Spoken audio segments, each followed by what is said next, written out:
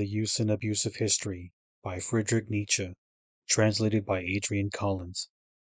Preface. I hate everything that merely instructs me without increasing or directly quickening my activity. These words of Goethe, like a sincere ceterum sensu, may well stand at the head of my thoughts on the worth and worthlessness of history.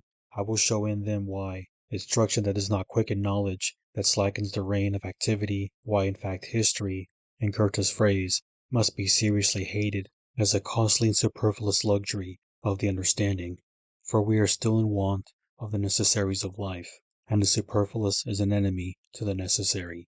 We do need history, but quite differently from the jaded idlers in the garden of knowledge, however grandly they may look down on our rude and unpicturesque requirements. In other words, we need it for life and action, not as a convenient way to avoid life and action, or to excuse a selfish life and a cowardly or base action. We would serve history only so far as it serves life, but to value its study beyond a certain point mutilates and degrades life, and this is a fact that certain marked symptoms of our time make it as necessary as it may be painful to bring to the test of experience. I have tried to describe a feeling that has often troubled me. I revenge myself on it by giving it publicity. This may lead someone to explain to me that he has also had the feeling, but that I do not feel it purely and elementally enough, and cannot express it with the ripe certainty of experience. A few may say so, but most people will tell me that it is a perverted, unnatural, horrible, and altogether unlawful feeling to have, and that I have shown myself unworthy of the great historical movement, which is especially strong among the German people for the last 2 generations. I am at all costs going to venture on a description of my feelings, which will be decidedly in the interest of propriety, as I shall give plenty of opportunity for paying compliments to such a movement, and I gain an advantage for myself that is more valuable to me than propriety, the attainment of a correct point of view through my critics with regard to our age.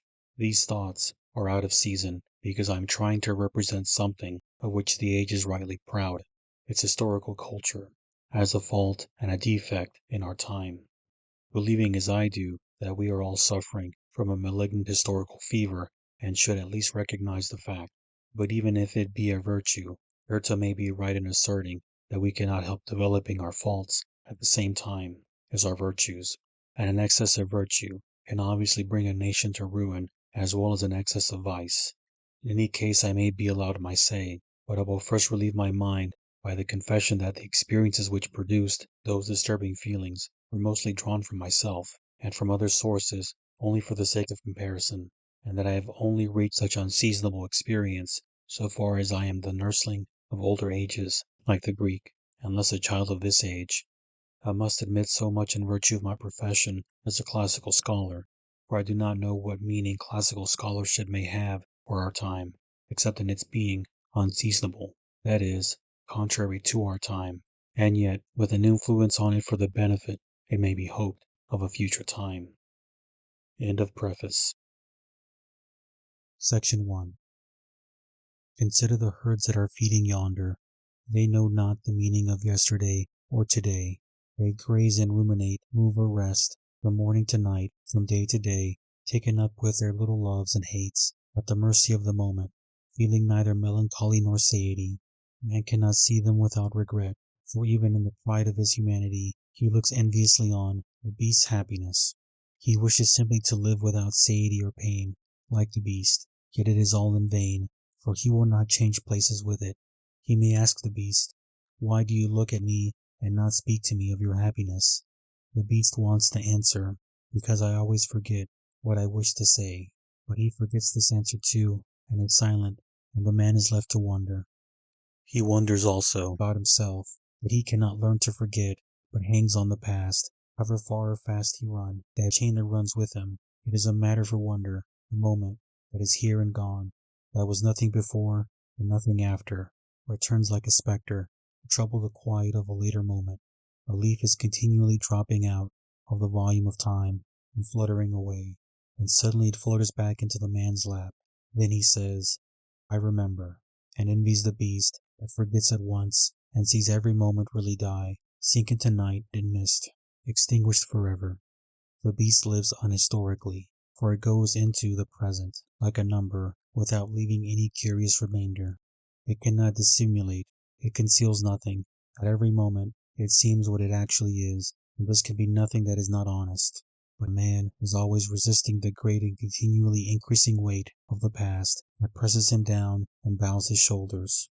He travels with a dark invisible burden that he can plausibly disown, and is only too glad to disown and converse with his fellows in order to excite their envy.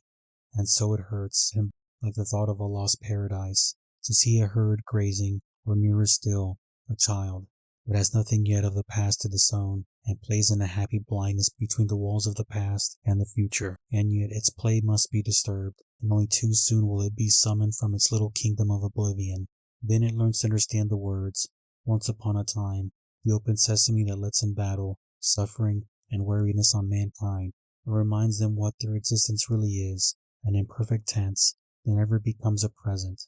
And when death brings at last the desired forgetfulness, it abolishes life and being together, and sets the seal on the knowledge that being is merely a continual has been, a thing that lives by, denying and destroying and contradicting itself. Is happiness and the chase for new happiness keep alive in any sense the will to live? No philosophy has perhaps more truth than the cynic's. For the beast's happiness, like that of the perfect cynic, is the visible proof of the truth of cynicism. The smallest pleasure, if it be only continuous and make one happy, is incomparably a greater happiness than the more intense pleasure that comes as an episode, a wild freak, a mad interval between ennui, desire, and privation.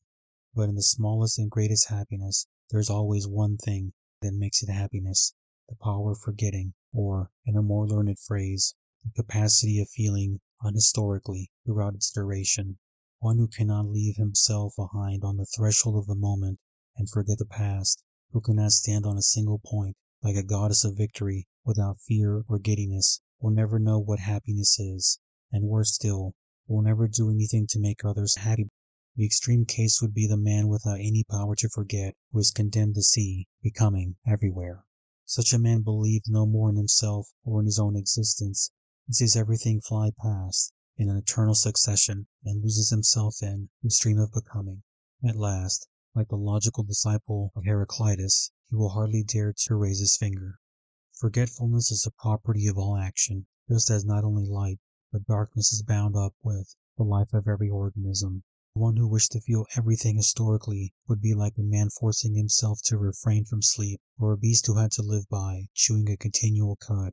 Thus even a happy life is possible without remembrance, as the beast shows. But life in any true sense is absolutely impossible without forgetfulness. Or to put my conclusion better, there is a degree of sleeplessness, of rumination, of historical sense, that injures and finally destroys the living thing, be it a man, or a people, or a system of culture. To fix this degree and the limits to the memory of the past, if it is not to become the gravedigger of the present, we must see clearly how great is the plastic power of a man or a community or a culture. I mean the power of specifically growing out of oneself, of making the past and the strange one body with the near and the present, of healing wounds, replacing what is lost, repairing broken molds. There are men who have this power so slightly that a single sharp experience, a single pain, often a little injustice, will lacerate their souls like the scratch of a poisoned knife. There are others who are so little injured by the worst misfortunes, and even by their own spiteful actions, as to feel tolerably comfortable with a fairly quiet conscience in the midst of them, or at any rate shortly afterwards. The deeper the roots of a man's inner nature, the better he will take the past into himself, and the greatest and the most powerful nature would be known by the absence of limits for the historical sense to overgrow and work harm. It would assimilate and digest the past, however foreign, and turn it to sap. Such a nature can forget what it cannot subdue. There is no break in the horizon, and nothing to remind it that there are still men, passions, theories, and aims on the other side. This is a universal law. A living thing can only be healthy, strong, and productive within a certain horizon. If it be incapable of drawing one round itself, or too selfish to lose its own view in another's, it will come to an untimely end. Cheerfulness, a good conscience, belief in the future, the joyful deed, all depend, in the individual as well as the nation, on there being a line that divides the visible and clear from the vague and shadowy. We must know the right time to forget as well as the right time to remember, and instinctively see when it is necessary to feel historically and when unhistorically. This is the point that the reader is asked to consider, that the unhistorical and the historical are equally necessary to the health of an individual, a community, and a system of culture. Everyone has noticed that a man's historical knowledge and range of feeling may be very limited. His horizon is narrow as that of an alpine valley, his judgments incorrect, and his experience falsely supposed original, and yet in spite of all the incorrectness and falsity, he may stand forth in incomparable health and vigor, to the joy of all who see him. Whereas another man, with far more judgment and learning, will fail in comparison, because the lines of his horizon are continually changing and shifting, and he cannot shake himself free from the delicate network of his truth and righteousness for a downright act of will or desire. We saw that the beast absolutely unhistorical, with the narrowest of horizons, has yet a certain happiness, and lives at least without hypocrisy or ennui. And so we may hold the capacity of feeling, to a certain extent, unhistorically, to be the more important and elemental, as providing the foundation of every sound and real growth, everything that is truly great and human. The unhistorical is like the surrounding atmosphere that can alone create life, and in whose annihilation life itself disappears. It is true that man can only become man by first suppressing this unhistorical element in his thoughts, comparisons, distinctions, and conclusions, letting a clear sudden light break through these misty clouds by his power of turning the past to the uses of the present. But an excess of history makes him flag again, while without the veil of the unhistorical he would never have the courage to begin. What deeds could man ever have done if he had not been enveloped in the dust cloud of the unhistorical? Or, to leave metaphors and take a concrete example, imagine a man swayed and driven by a strong passion, whether for a woman or a theory. His world is quite altered. He is blind to everything behind him.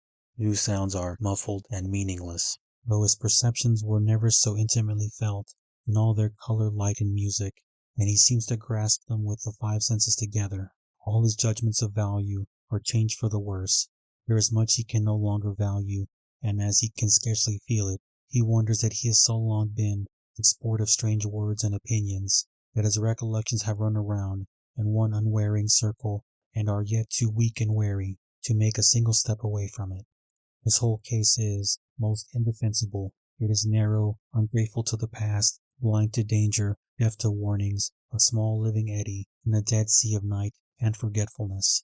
And yet this condition, unhistorical and anti-historical throughout, is the cradle not only of unjust action, but of every just and justifiable action in the world. No artist will paint his picture, no general win his victory, no nation gain its freedom, without having striven and yearned for it under those very unhistorical conditions. If the man of action, in Goethe's phrase, is without conscience, he is also without knowledge. He forgets most things in order to do one. He is unjust to what is behind him, and only recognizes one law, the law of that which is to be. So he loves his work infinitely more than it deserves to be loved, and the best works are produced in such an ecstasy of love that they must always be unworthy of it, however great their worth otherwise. Should anyone be able to dissolve the unhistorical atmosphere in which every great event happens, and breathe afterwards, he might be capable of rising to the superhistorical standpoint of consciousness that Niebuhr has described as the possible result of historical research. History, he says, is useful for one purpose if studied in detail, that men may know, as the greatest and best spirits of our generation do not know, the accidental nature of the forms in which they see and insist on others seeing. Insist, I say, because their consciousness of them is exceptionally intense. Anyone who has not grasped this idea in its different applications will fall under the spell of a more powerful spirit who reads a deeper emotion into the given form. Such a standpoint might be called superhistorical, as one who took it could feel no impulse from history to any further life or work, for he would have recognized the blindness and injustice in the soul of the doer as a condition of every deed. He would be cured henceforth of taking history too seriously, and have learnt the answer to the question how and why life should be lived, for all men in all circumstances, Greeks or Turks, the 1st century or the 19th.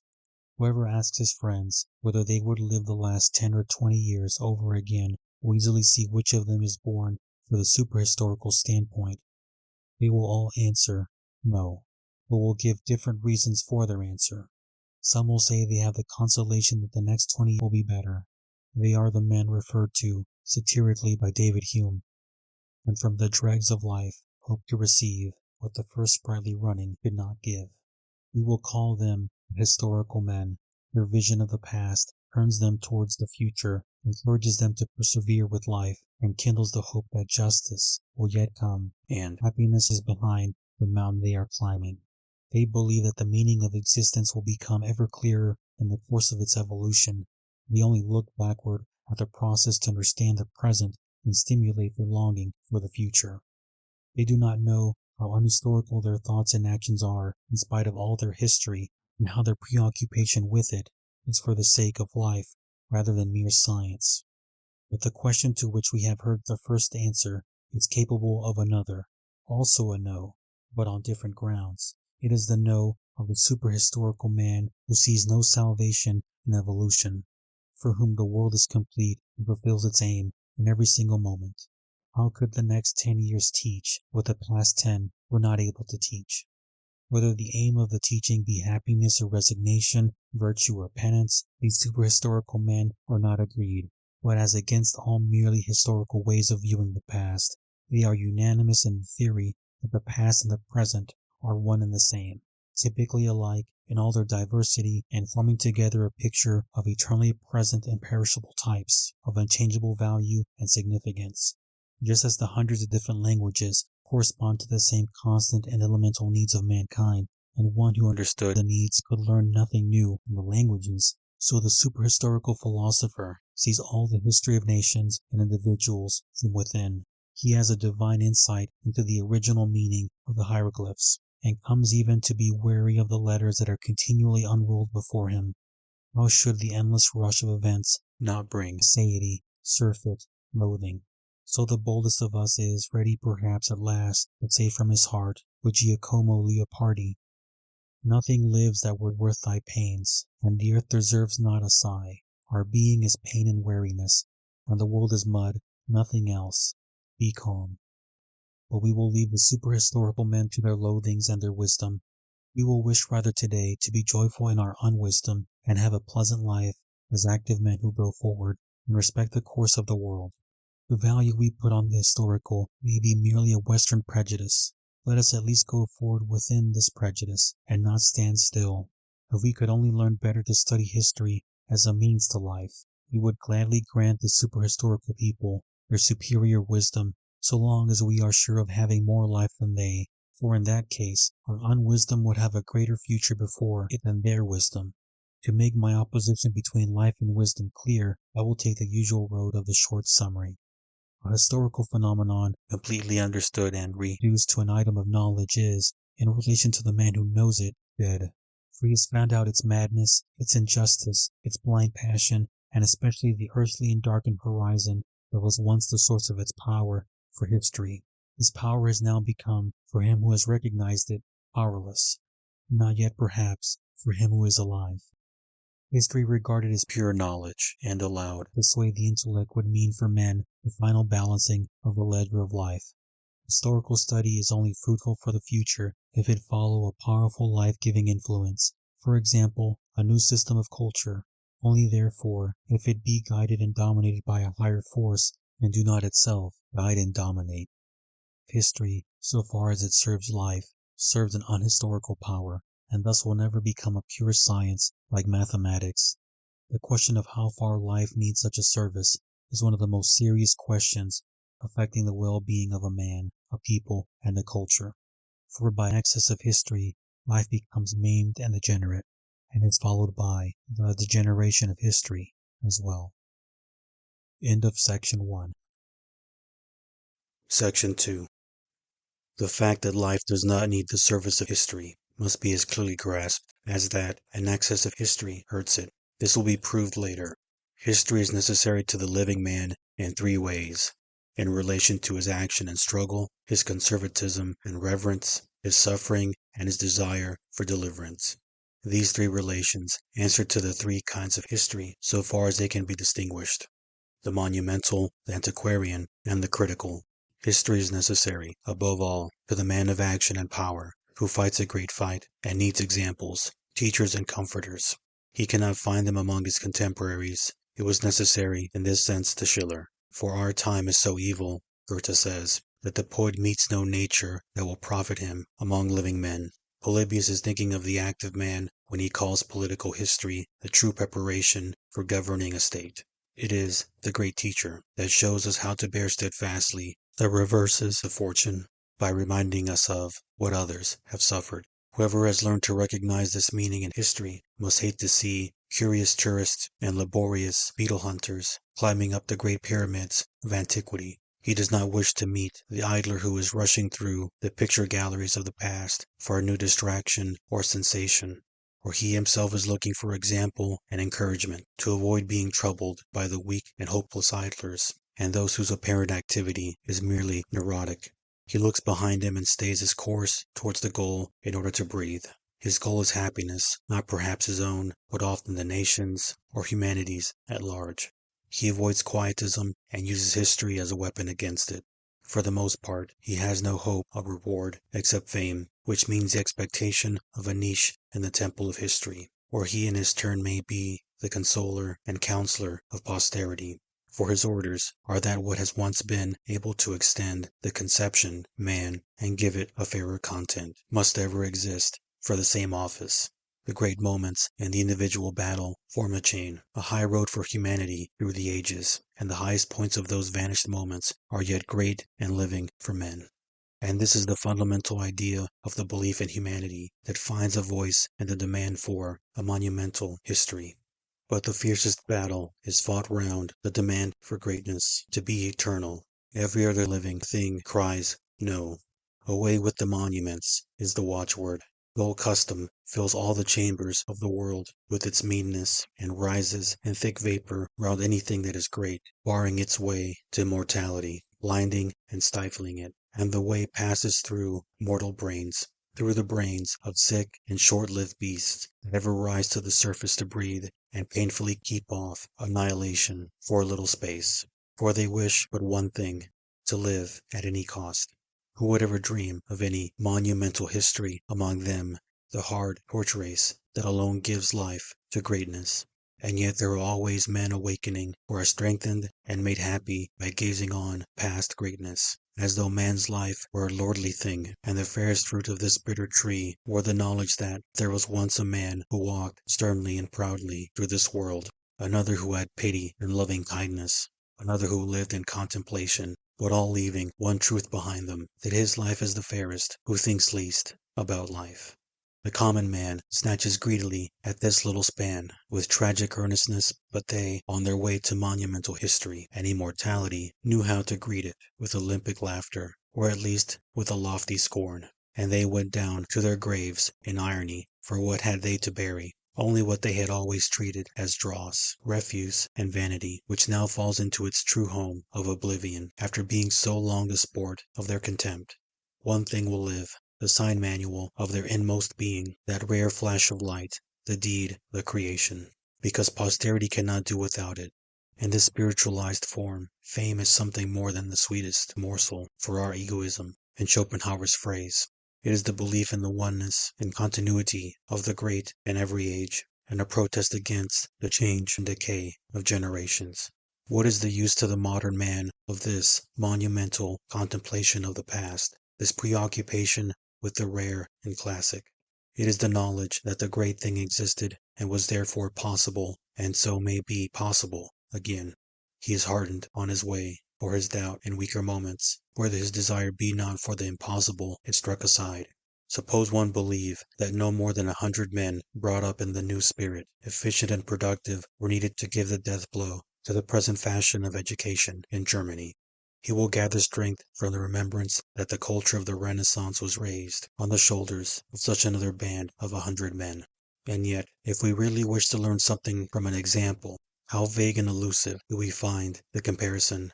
If it is to give us strength, many of the differences must be neglected, the individuality of the past forced into a general formula, and all the sharp angles broken off for the sake of correspondence. Ultimately, of course, what was once possible can only become possible a second time on the Pythagorean theory that when the heavenly bodies are made in the same position again, the events on earth are reproduced to the smallest detail. So when the stars have a certain relation, a Stoic and an Epicurean will form a conspiracy to murder Caesar, and a different conjunction will show another Columbus discovering America.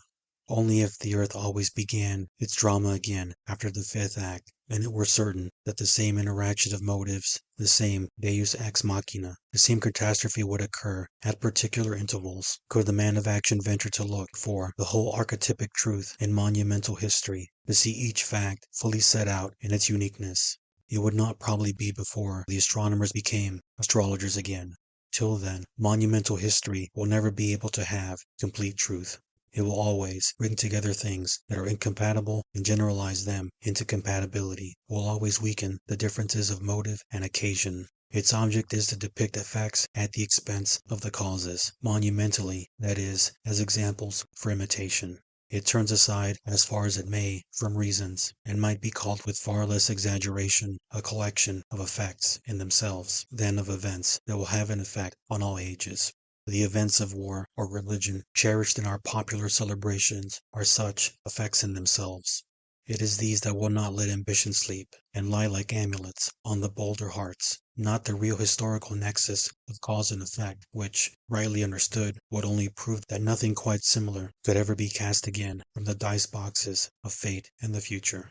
As long as the soul of history is found in the great impulse that it gives to a powerful spirit, as long as the past is principally used as a model for imitation, it is always in danger of being a little altered and touched up, and brought nearer to fiction.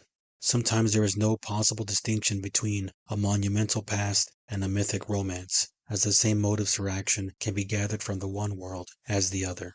If this monumental method of surveying the past dominate the others, the antiquarian and the critical, the past itself suffers wrong.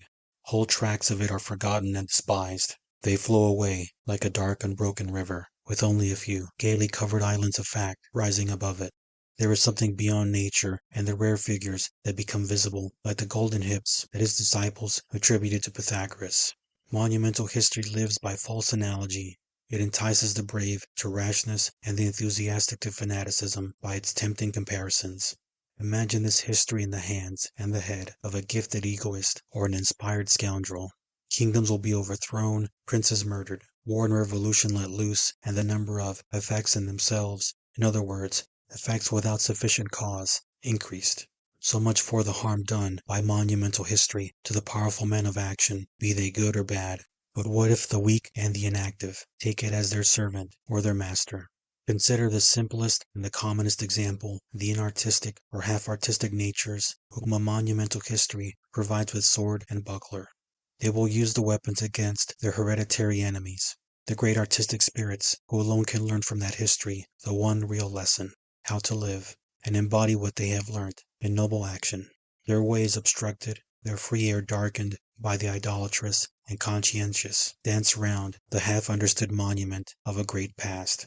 See, that is the true and real art, we seem to hear. Of what use are these aspiring little people of today?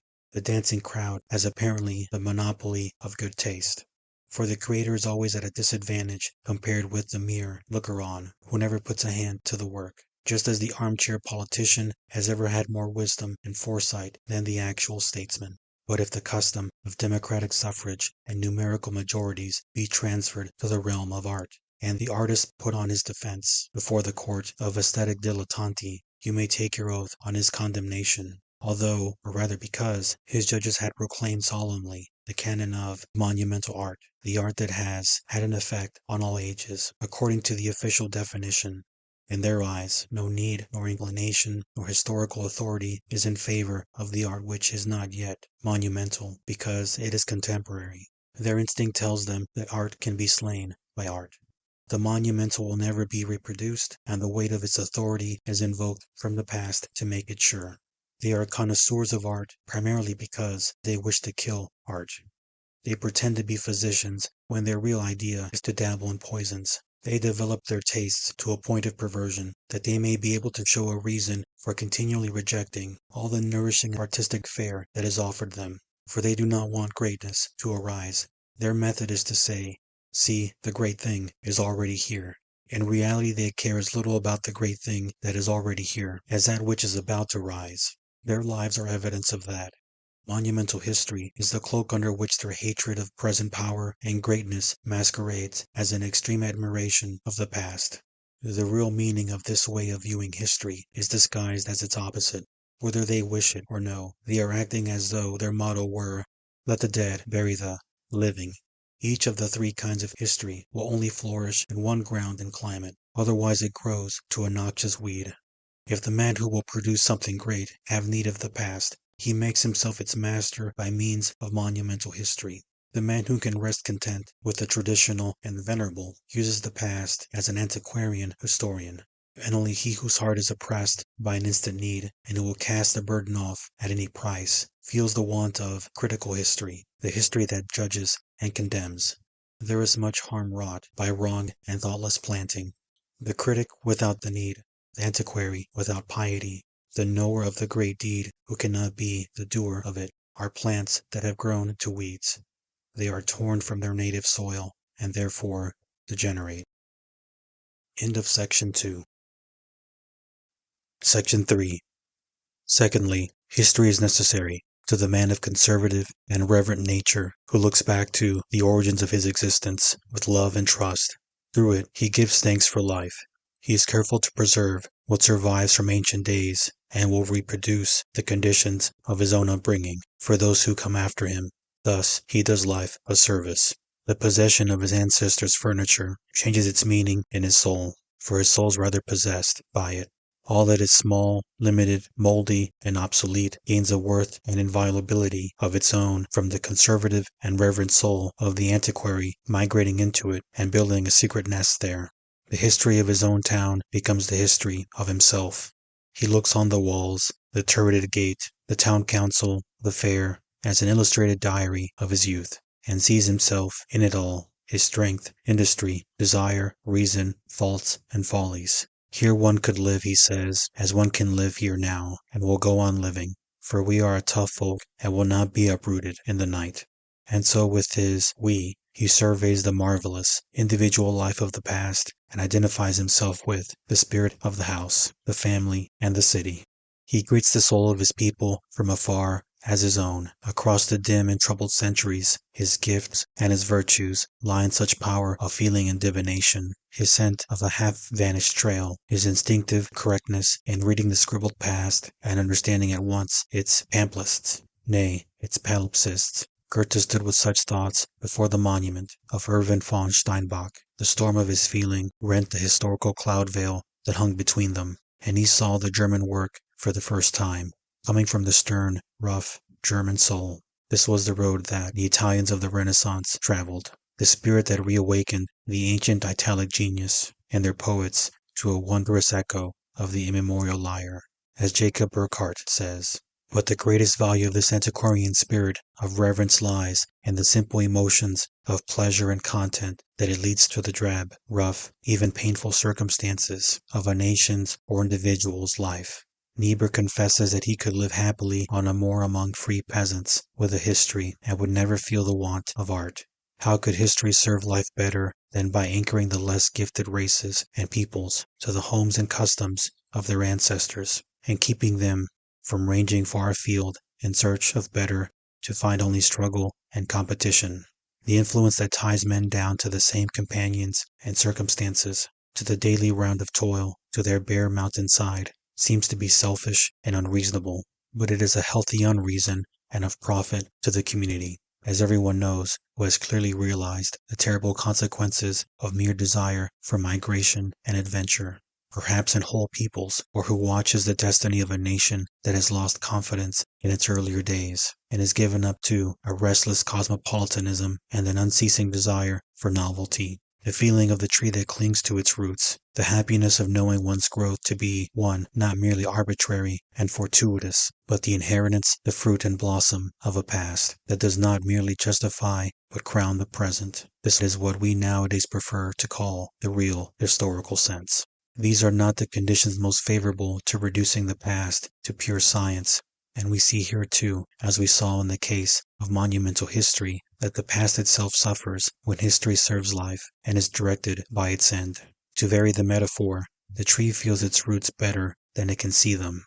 The greatness of the feeling is measured by the greatness and strength of the visible branches. The tree may be wrong here. How far more wrong will it be in regard to the whole forest, which it only knows and feels so far as it is hindered or helped by it, and not otherwise?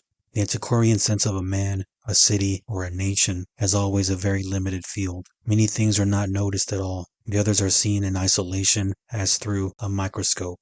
There is no measure. Equal importance is given to everything, and therefore, too, much to anything. For the things of the past are never viewed in their true perspective or receive their just value, but value and perspective change with the individual or the nation that is looking back on its past.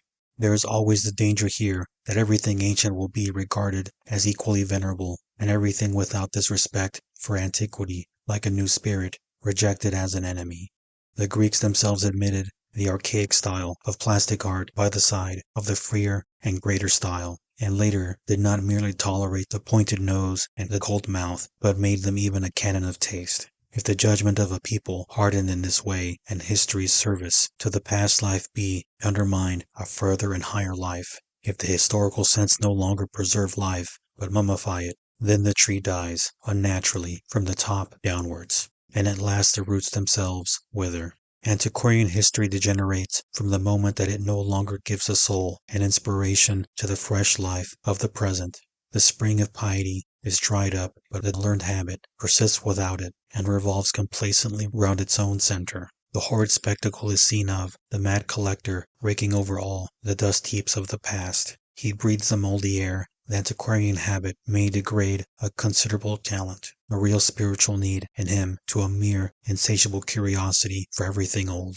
He often sinks so low as to be satisfied with any food, and greedily devours all the scraps that fall from the bibliographical table. Even if this degeneration do not take place, and the foundation be not withered, on which antiquarian history can alone take root with profit to life, yet there are dangers enough if it become too powerful and invade the territories of the other methods. It only understands how to preserve life, not to create it, and thus always undervalues the present growth, having, unlike monumental history, no certain instinct for it.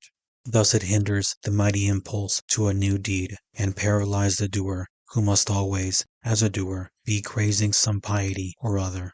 The fact that it has grown old carries with it a demand for its own immortality. For when one considers the life history of such an ancient fact, the amount of reverence paid to it for generations, whether it be a custom, a religious creed, or a political principle, it seems presumptuous, even impious, to replace it by a new fact, and the ancient congregation of pieties by a new piety. Here we see clearly how necessary a third way of looking at the past is to man, beside the other two. This is the critical way, which is also in the service of life. Man must have the strength to break up the past and apply it too, in order to live. He must bring the past to the bar of judgment, integrate it remorselessly, and finally condemn it. Every past is worth condemning. This is the rule in mortal affairs, which always contain a large measure of human power and human weakness. It is not justice that sits in judgment here, nor mercy that proclaims the verdict, but only life, the dim driving force that insatiably desires itself.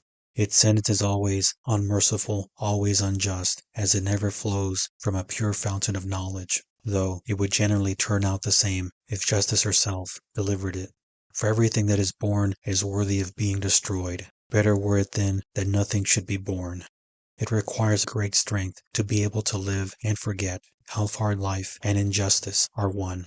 Luther himself once said that the world only arose by an oversight of God. If he had ever dreamed of heavy ordnance, he would never have created it.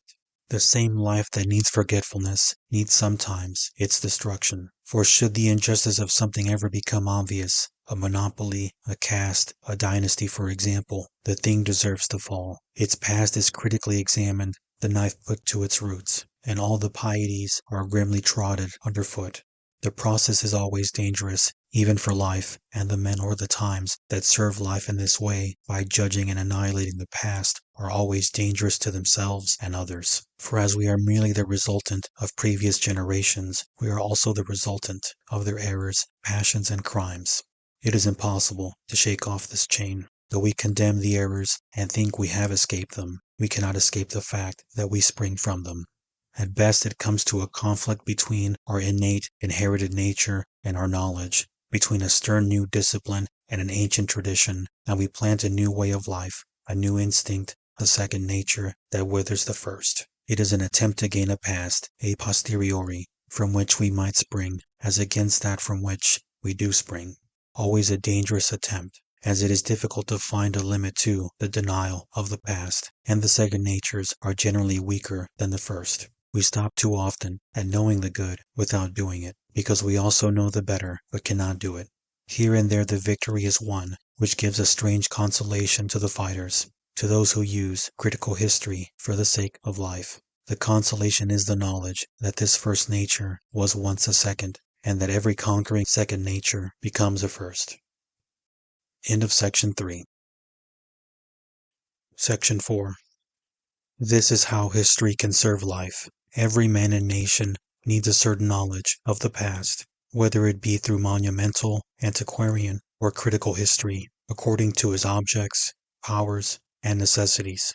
The need is not that of mere thinkers who only look on at life, or the few who desire knowledge and can only be satisfied with knowledge, but it always has a reference to the end of life and is under its absolute rule and direction.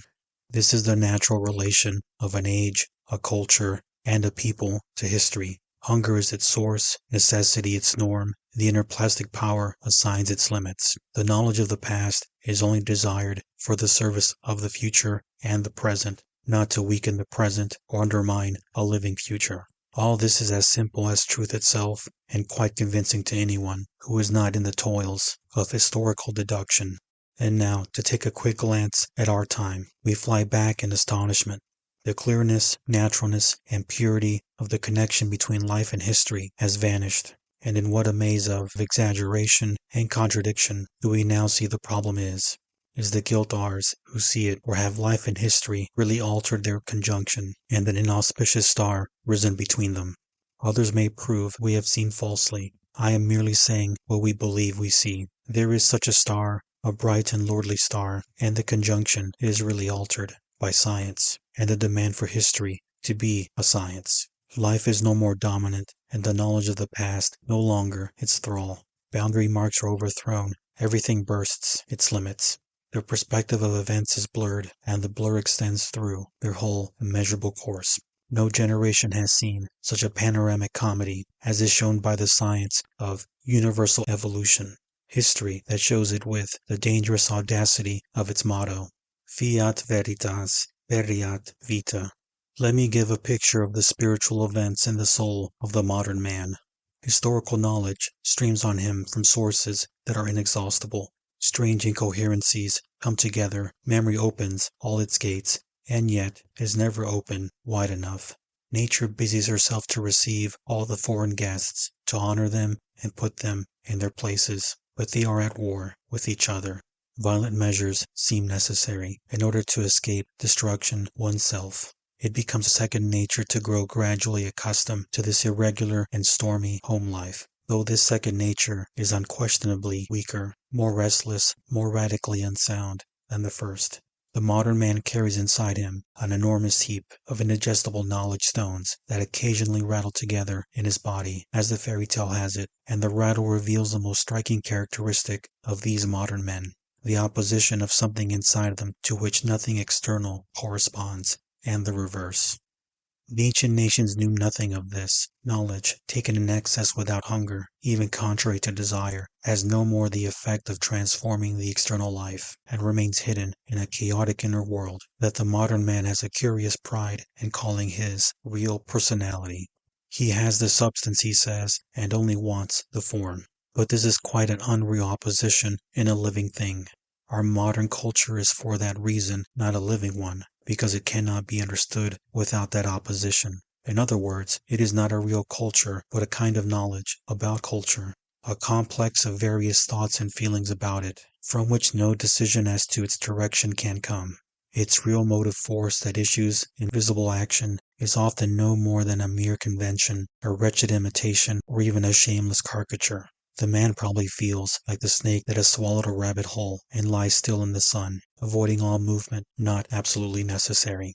The inner life is now the only thing that matters to education, and all who see it hope that the education may not fail by being too indigestible. Imagine a Greek meeting it. He would observe that for modern men, education and historical education seem to mean the same thing, with the difference that the one phrase is longer.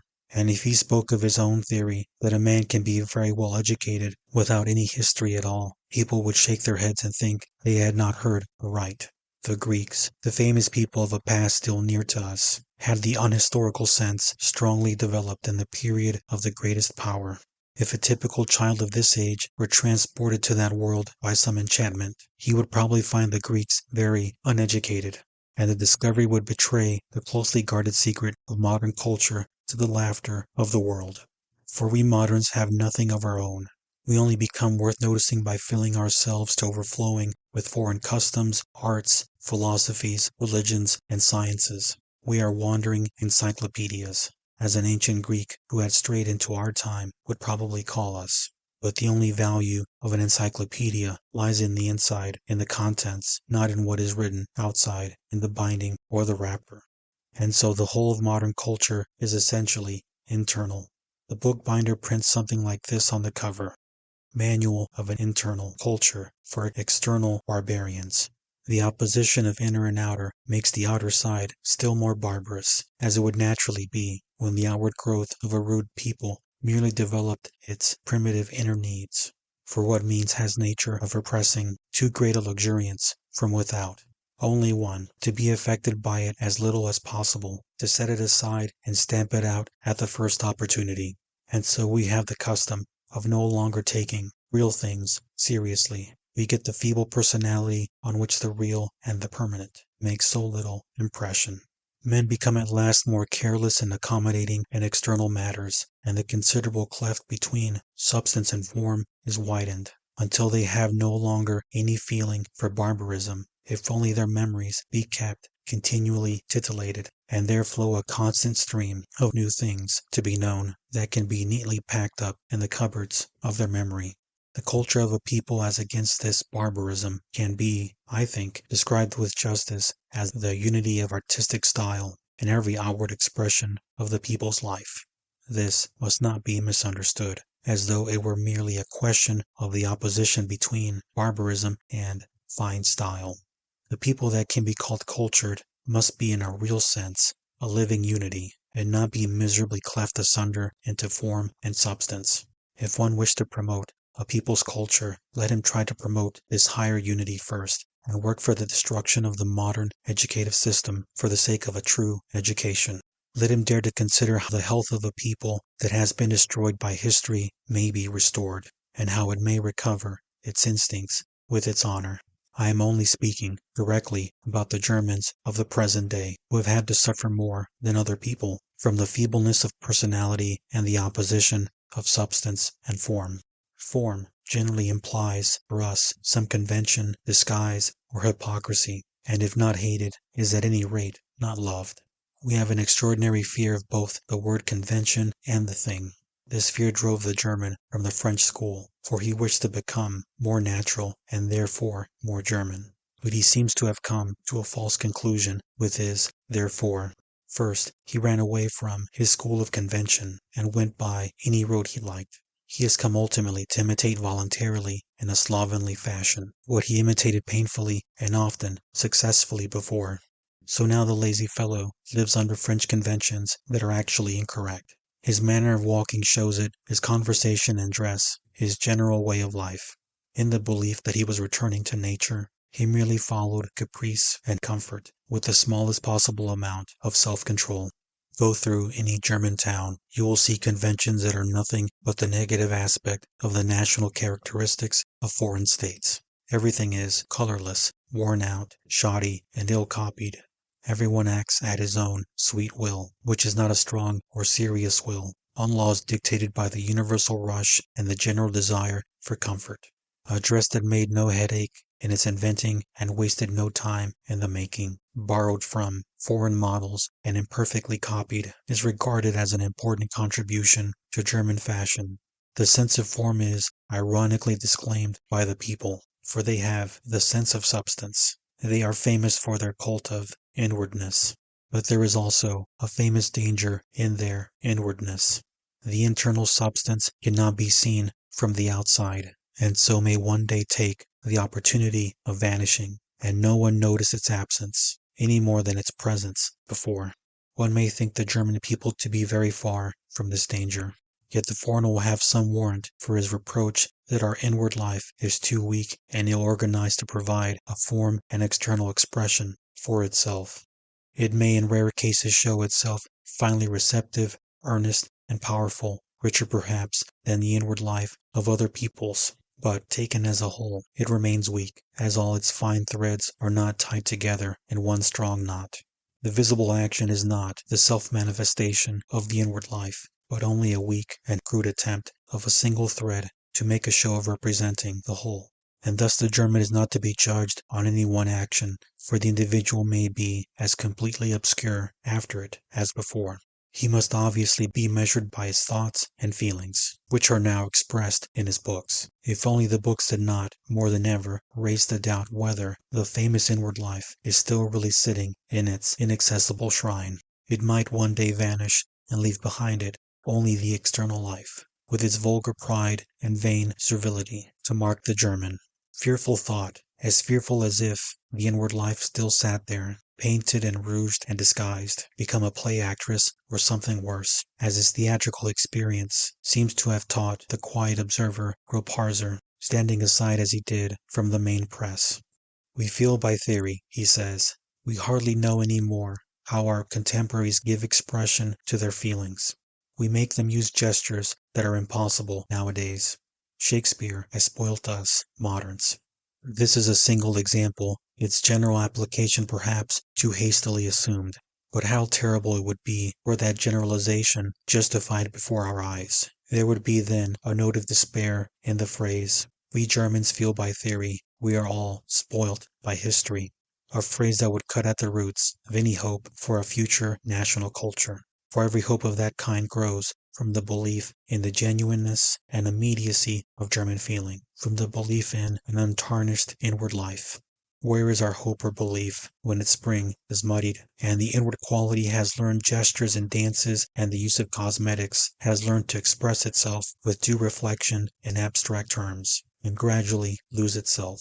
And how should a great productive spirit exist among a nation that is not sure of its inward unity, and is divided into educated men whose inner life has been drawn from the true path of education, and uneducated men whose inner life cannot be approached at all? How should it exist, I say, when the people has lost its own unity of feeling, and knows that the feeling of the part calling itself the educated part, and claiming the right of controlling the artistic spirit of the nation, is false and hypocritical? Here and there the judgment and taste of individuals may be higher and finer than the rest, but that is no compensation. It tortures a man to have to speak only to one section, and be no longer in sympathy with his people. He would rather bury his treasure now in disgust at the vulgar patronage of a class, though his heart be filled with tenderness for all. The instinct of the people can no longer meet him halfway. It is useless for them to stretch their arms out to him in yearning. What remains but to turn his quickened hatred against the ban, strike at the barrier raised by the so-called culture, and condemn as judge what blasted and degraded him as a living man and a source of life? He takes a profound insight into fate in exchange for the godlike desire of creation and help, and ends his days as a lonely philosopher with the wisdom of disillusion. It is the painfulest comedy. He who sees it will feel a sacred obligation on him, and say to himself, help must come. The higher unity in the nature and soul of a people must be brought back. The cleft between inner and outer must again disappear under the hammer of necessity. But to what means can he look? What remains to him now but his knowledge? He hopes to plant the feeling of a need by speaking from the breath of that knowledge, giving it freely with both hands. From the strong need, the strong action may one day arise, and to leave no doubt of the instance I am taking of the need and the knowledge. My testimony shall stand that it is German unity in its highest sense which is the goal of our endeavor, far more than political union.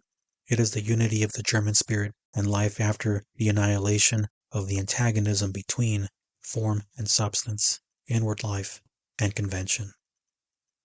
End of section 4. Section 5. An excess of history seems to be an enemy to the life of a time, and dangerous in 5 ways. Firstly, the contrast of inner and outer is emphasized and personality weakened. Secondly, the time comes to imagine that it possesses the rarest of virtues, justice, to a higher degree than any other time. Thirdly, the instincts of a nation are thwarted, the maturity of the individual arrested no less than that of the whole. Fourthly, we get the belief in the old age of mankind, the belief at all times harmful that we are late survivals, mere apogony. Lastly, an age reaches a dangerous condition of irony with regard to itself, and the still more dangerous state of cynicism when a cunning egoist theory of action is matured that maims and at last destroys the vital strength. To return to the first point, the modern man suffers from a weakened personality. The Roman of the empire ceased to be a Roman through the contemplation of the world that lay at his feet.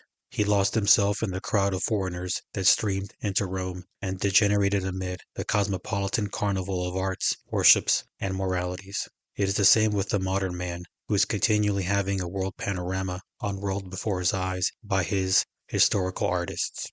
He is turned into a restless, dilettante spectator, and arrives at a condition when even great wars and revolutions cannot affect him beyond the moment.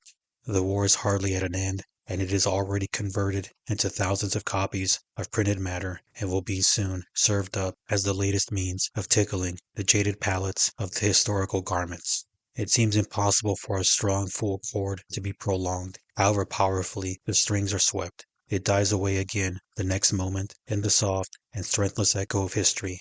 In ethical language, one never succeeds in staying on a height. Your deeds are sudden crashes and not a long roll of thunder. One may bring the greatest and most marvelous thing to perfection. It must yet go down to Orcus unhonored and unsung. For art flies away when you are roofing your deeds with the historical awning. The man who wishes to understand everything in a moment when he ought to grasp the unintelligible as the sublime by a long struggle can be called intelligent only in the sense of Schiller's epigram on the reason of reasonable men. There is something the child sees that he does not see, something the child hears that he does not hear, and this something is the most important thing of all. Because he does not understand it, his understanding is more childish than the child's, and more simple than simplicity itself, in spite of the many clever wrinkles on his parchment face, and the masterly play of his fingers in unraveling the knots. He has lost or destroyed his instinct. He can no longer trust the divine animal and let the reins hang loose. When his understanding fails him, and his way lies through the desert, his individuality is shaken and left without any sure belief in itself. It sinks into its own inner being, which only means here the discordant chaos of what it has learned, which will never express itself externally, being mere dogma that cannot turn to life. Looking further, we see how the banishment of instinct by history has turned men to shades and abstractions. No one ventures to show a personality, but masks himself as a man of culture, a savant, poet, or politician. If one take hold of these masks, believing he has to do with a serious thing and not a mere puppet show, for they all have an appearance of seriousness, he will find nothing but rags and colored streamers in his hands. He must deceive himself no more, but cry aloud, "Off with your jackets, or be what you seem." A man of the royal stock of seriousness must no longer be Don Quixote, for he has better things to do than to tilt at such pretended realities. But he must always keep a sharp look about him, call his "Halt! Who goes there?" to all the shrouded figures, and tear the masks from their faces. And see the result. One might have thought that history encouraged men above all to be honest, even if it were only to be honest fools. This used to be its effect, but is so no longer. Historical education and the uniform frock coat of the citizen are both dominant at the same time. While there has never been such a full-throated chatter about free personality, Personalities can be seen no more, to say nothing of free ones, but merely men in uniform, with their coats anxiously pulled over their ears. Individuality has withdrawn itself to its recesses. It is seen no more from the outside, which makes one doubt if it be possible to have causes without effects, or will a race of eunuchs prove to be necessary to guard the historical harem of the world? We can understand the reason for their aloofness very well. Does it not seem as if their task were to watch over history, to see that nothing comes out except other histories, but no deed that might be historical, to prevent personalities becoming free, that is, sincere towards themselves and others, both in word and deed? Only through this sincerity will the inner need and misery of the modern man be brought to the light, and art and religion come as true helpers in the place of that sad hypocrisy of convention and masquerade, to plant a common culture which will answer to real necessities, and not teach, as the present liberal education teaches, to tell lies about these needs, and thus become a walking lie oneself. In such an age that suffers from its liberal education, how unnatural, artificial, and unworthy will be the conditions under which the sincerest of all sciences, the holy naked goddess, philosophy, must exist. She remains in such a world of compulsion and outward conformity, the subject of the deep monologue of the lonely wanderer or the chance prey of any hunter, the dark secret of the chamber or the daily talk of the old men and children at the university.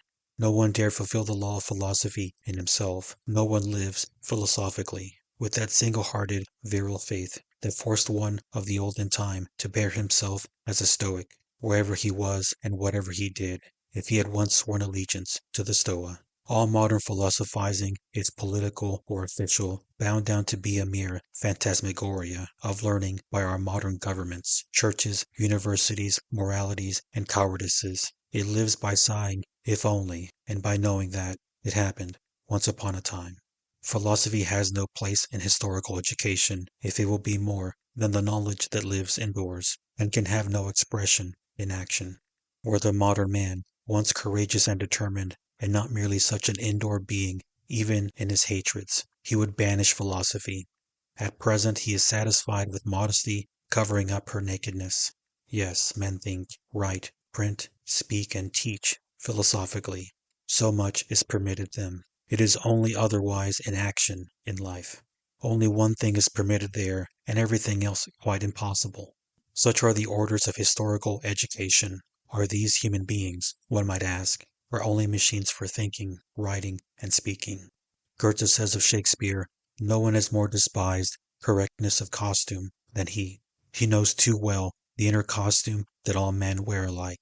You hear that he describes Romans wonderfully. I do not think so. They are flesh and blood Englishmen, but at any rate they are men from top to toe, and the Roman toga sits well on them.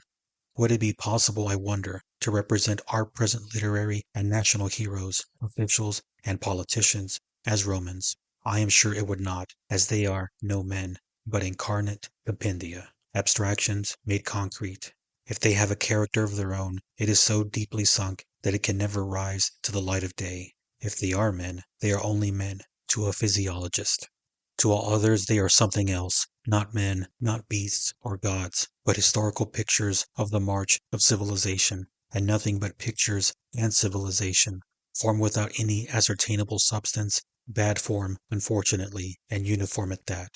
And in this way, my thesis is to be understood and considered. Only strong personalities can endure history, the weak are extinguished by it. History unsettles the feelings when they are not powerful enough to measure the past by themselves. The man who dare no longer trust himself, but asks history, against his will, for advice, how he ought to feel now, is insensibly turned by his timidity into a play actor, and plays a part, or generally many parts, very badly therefore, and superficially. Gradually all connection ceases between the man and his historical subjects. We see noisy little fellows measuring themselves with the Romans as though they were like them. They burrow in the remains of the Greek poets as if they were corpora for their dissection, and as vilia as their own well-educated corpora might be. Suppose a man is working at Democritus. The question is always on my tongue, why precisely Democritus? Why not Heraclitus, or Philo, or Bacon, or Descartes? And then, why a philosopher? Why not a poet, or orator, And why especially a Greek? Why not an Englishman or a Turk? Is not the past large enough to let you find some place where you may disport yourself without becoming ridiculous? But, as I said, they are a race of eunuchs. And to the eunuch, one woman is the same as another, merely a woman, woman in herself, the ever unapproachable. And it is indifferent what they study, if history itself always remain beautifully objective to them, as men, in fact, who could never make history themselves. And since the eternal feminine could never draw you upward, you draw it down to you, and being neuter yourselves, regard history as neuter also. But in order that no one may take any comparison of history and the eternal feminine too seriously, I will say at once that I hold it, on the contrary, to be the eternal masculine. I only add that for those who are historically trained throughout, it must be quite indifferent which it is, for they are themselves neither man nor woman, nor even hermaphrodite, but mere neuters, or, in more philosophical language, the eternal objective. If the personality be once emptied of its subjectivity and come to what men call an objective condition, nothing can have any more effect on it. Something good and true may be done, in action, poetry, or music. But the hollow culture of the day will look beyond the work and ask the history of the author. If the author have already created something, our historian will set out clearly the past and the probable future course of his development. He will put him with others and compare them, and separate by analysis the choice of his material and his treatment. He will wisely sum the author up and give him general advice for his future path. The most astonishing works may be created. The swarm of historical neuters will always be in their place, ready to consider the authors through their long telescopes. The echo is heard at once, but always in the form of criticism, though the critic never dreamed of the work's possibility a moment before. It never comes to have an influence, but only a criticism, and the criticism itself has no influence, but only breeds another criticism. And so we come to consider the fact of many critics as a mark of influence, that of few or none as a mark of failure. Actually, everything remains in the old condition, even in the presence of such influence. Men talk a little, while of a new thing, and then of some other new thing, and in the meantime they do what they have always done. The historical training of our critics prevents their having an influence in the true sense, an influence on life and action. They put their blotting paper on the blackest writing, and their thick brushes over the gracefulest designs. These they call corrections. And that is all. Their critical pens never cease to fly, for they have lost power over them. They are driven by their pens instead of driving them. The weakness of modern personality comes out well in the measureless overflow of criticism, in the want of self-mastery, and in what the Romans called impotentia. End of section 5. Section 6. But leave these weaklings. Let us turn rather to a point of strength, for which the modern man is famous. Let us ask the painful question whether he has the right and virtue of his historical objectivity to call himself strong and just in a higher degree than the man of another age. Is it true that this objectivity has its source in a heightened sense of the need for justice, or being really an effect of quite other causes, does it only have the appearance of coming from justice, and really lead to an unhealthy prejudice in favor of the modern man? Socrates thought it near madness to imagine one possessed of virtue without really possessing it. Such imagination has certainly more danger in it than the contrary madness of a positive vice, for of this there is still a cure. But the other makes a man or a time daily worse, and therefore more unjust. No one has a higher claim to our reverence than the man with the feeling and the strength for justice. For the highest and rarest virtues unite and are lost in it, as an unfathomable sea absorbs the streams that flow from every side. The hand of the just man, who is called to sit in judgment, trembles no more when it holds the scales. He piles the weights inexorably against his own side. His eyes are not dimmed as the balance rises and falls, and his voice is neither hard nor broken when he pronounces the sentence. Were he a cold demon of knowledge, he would cast round him the icy atmosphere of an awful superhuman majesty that we should fear, not reverence. But he is a man, and has tried to rise from a careless doubt to a strong certainty, from gentle tolerance to the imperative "thou must," from the rare virtue of magnanimity to the rarest of justice. He has come to be like that demon without being more than a poor mortal at the outset. Above all, he has to atone to himself for his humanity and tragically shatter his own nature on the rock of an impossible virtue. All this places him on a lonely height as the most reverend example of the human race. For truth is his aim, not in the form of cold intellectual knowledge, but the truth of the judge who punishes according to law, not as the selfish possession of an individual, but the sacred authority that removes the boundary stones from all selfish possessions. Truth, in a word, as the tribunal of the world, and not as the chance prey of a single hunter. The search for truth is often thoughtlessly praised, but it only has anything great in it if the seeker have the sincere, unconditional will for justice. Its roots are in justice alone, but a whole crowd of different motives may combine in the search for it that have nothing to do with truth at all. Curiosity, for example, or dread of ennui, envy, vanity, or amusement. Thus the world seems to be full of men who serve truth, and yet the virtue of justice is seldom present, more seldom known, and almost always mortally hated. On the other hand, a throng of sham virtues has entered in it at all times, with pomp and honor. Few, in truth, serve truth, as only few have the pure will for justice, and very few even of these have the strength to be just. The will alone is not enough. The impulse to justice without the power of judgment has been the cause of the greatest suffering to men, and thus the common good could require nothing better than for the seed of this power to be strewn as widely as possible, that the fanatic may be distinguished from the true judge, and the blind desire from the conscious power. But there are no means of planting a power of judgment. And so when one speaks to men of truth and justice, they will be ever troubled by the doubt whether it be the fanatic or the judge who is speaking to them, and they must be pardoned for always treating the servants of truth with special kindness, who possess neither the will nor the power to judge, and have set before them the task of finding pure knowledge without reference to consequences, knowledge in plain terms that comes to nothing. There are very many truths which are unimportant, problems that require no struggle to solve, to say nothing of sacrifice. And in this safe realm of indifference, a man may very successfully become a cold demon of knowledge. And yet, if we find whole regiments of learned inquirers being turned to such demons in some age specifically favorable to them, it is always unfortunately possible that the age is lacking in a great and strong sense of justice, the noblest spring of the so-called impulse to truth. Consider the historical virtuoso of the present time. Is he the justest man of his age? True, he has developed in himself such delicacy and sensitiveness that nothing human is alien to him. Times and persons most widely separated come together in the concords of his lyre. He has become a passive instrument whose tones find an echo in similar instruments, until the whole atmosphere of a time is filled with such echoes, all buzzing in one soft chord.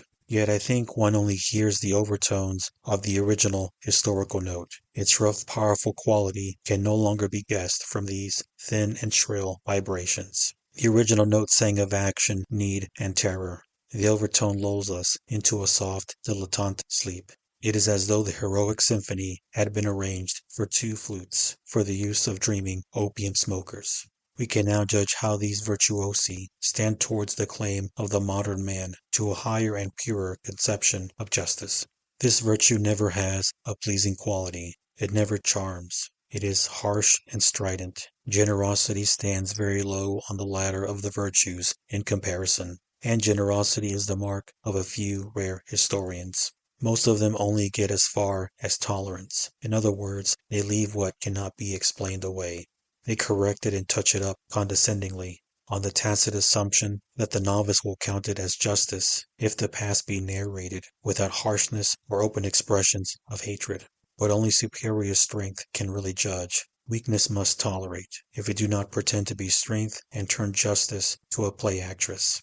There is still a dreadful class of historians remaining, clever, stern, and honest, but narrow-minded, who have the good will to be just, with a pathetic belief in their actual judgments, which are all false, for the same reason almost as the verdicts of the usual juries are false. How difficult it is to find a real historical talent, if we exclude all the disguised egoists and the partisans who pretend to take up an impartial attitude for the sake of their own unholy game. And we also exclude the thoughtless folk, who write history in the naive faith that justice resides in the popular view of their time, and that to write in the spirit of the time is to be just, a faith that is found in all religions and which in religion serves very well. The measurement of the opinions and deeds of the past by the universal opinions of the present is called objectivity by these simple people. They find the canon of all truth here. Their work is to adapt the past to the present triviality, and they call all historical writing subjective that does not regard these popular opinions as canonical. Might not an illusion lurk in the highest interpretation of the word objectivity? We understand by it a certain standpoint in the historian who sees the procession of motive and consequence too clearly for it to have an effect on his own personality. We think of the aesthetic phenomenon of the detachment from all personal concern with which the painter sees the picture and forgets himself in a stormy landscape amid thunder and lightning, or on a rough sea, and we require the same artistic vision and absorption in his object from the historian. But it is only a superstition to say that the picture given to such a man by the object really shows the truth of things, unless it be that objects are expected in such moments to paint or photograph themselves by their own activity on a purely passive medium. But this would be a myth, and a bad one at that. One forgets that this moment is actually the powerful and spontaneous moment of creation in the artist, of composition in its highest form, of which the result will be an artistically, but not an historically, true picture. To think objectively, in this sense, of history is the work of the dramatist, to think one thing with another, and weave the elements into a single whole, with the presumption that the unity of plan must be put into the objects, if it be not already there. So man veils and subdues the past, and expresses his impulse to art, but not his impulse to truth or justice. Objectivity and justice have nothing to do with each other.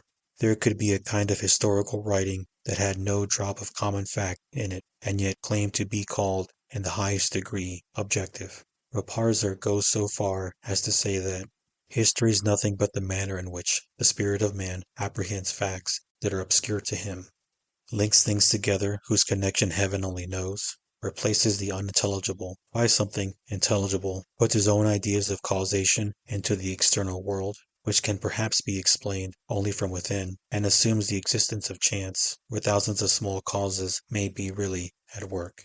Each man has his own individual needs, and so millions of tendencies are running together, straight or crooked, parallel or across, forward or backward, helping or hindering each other.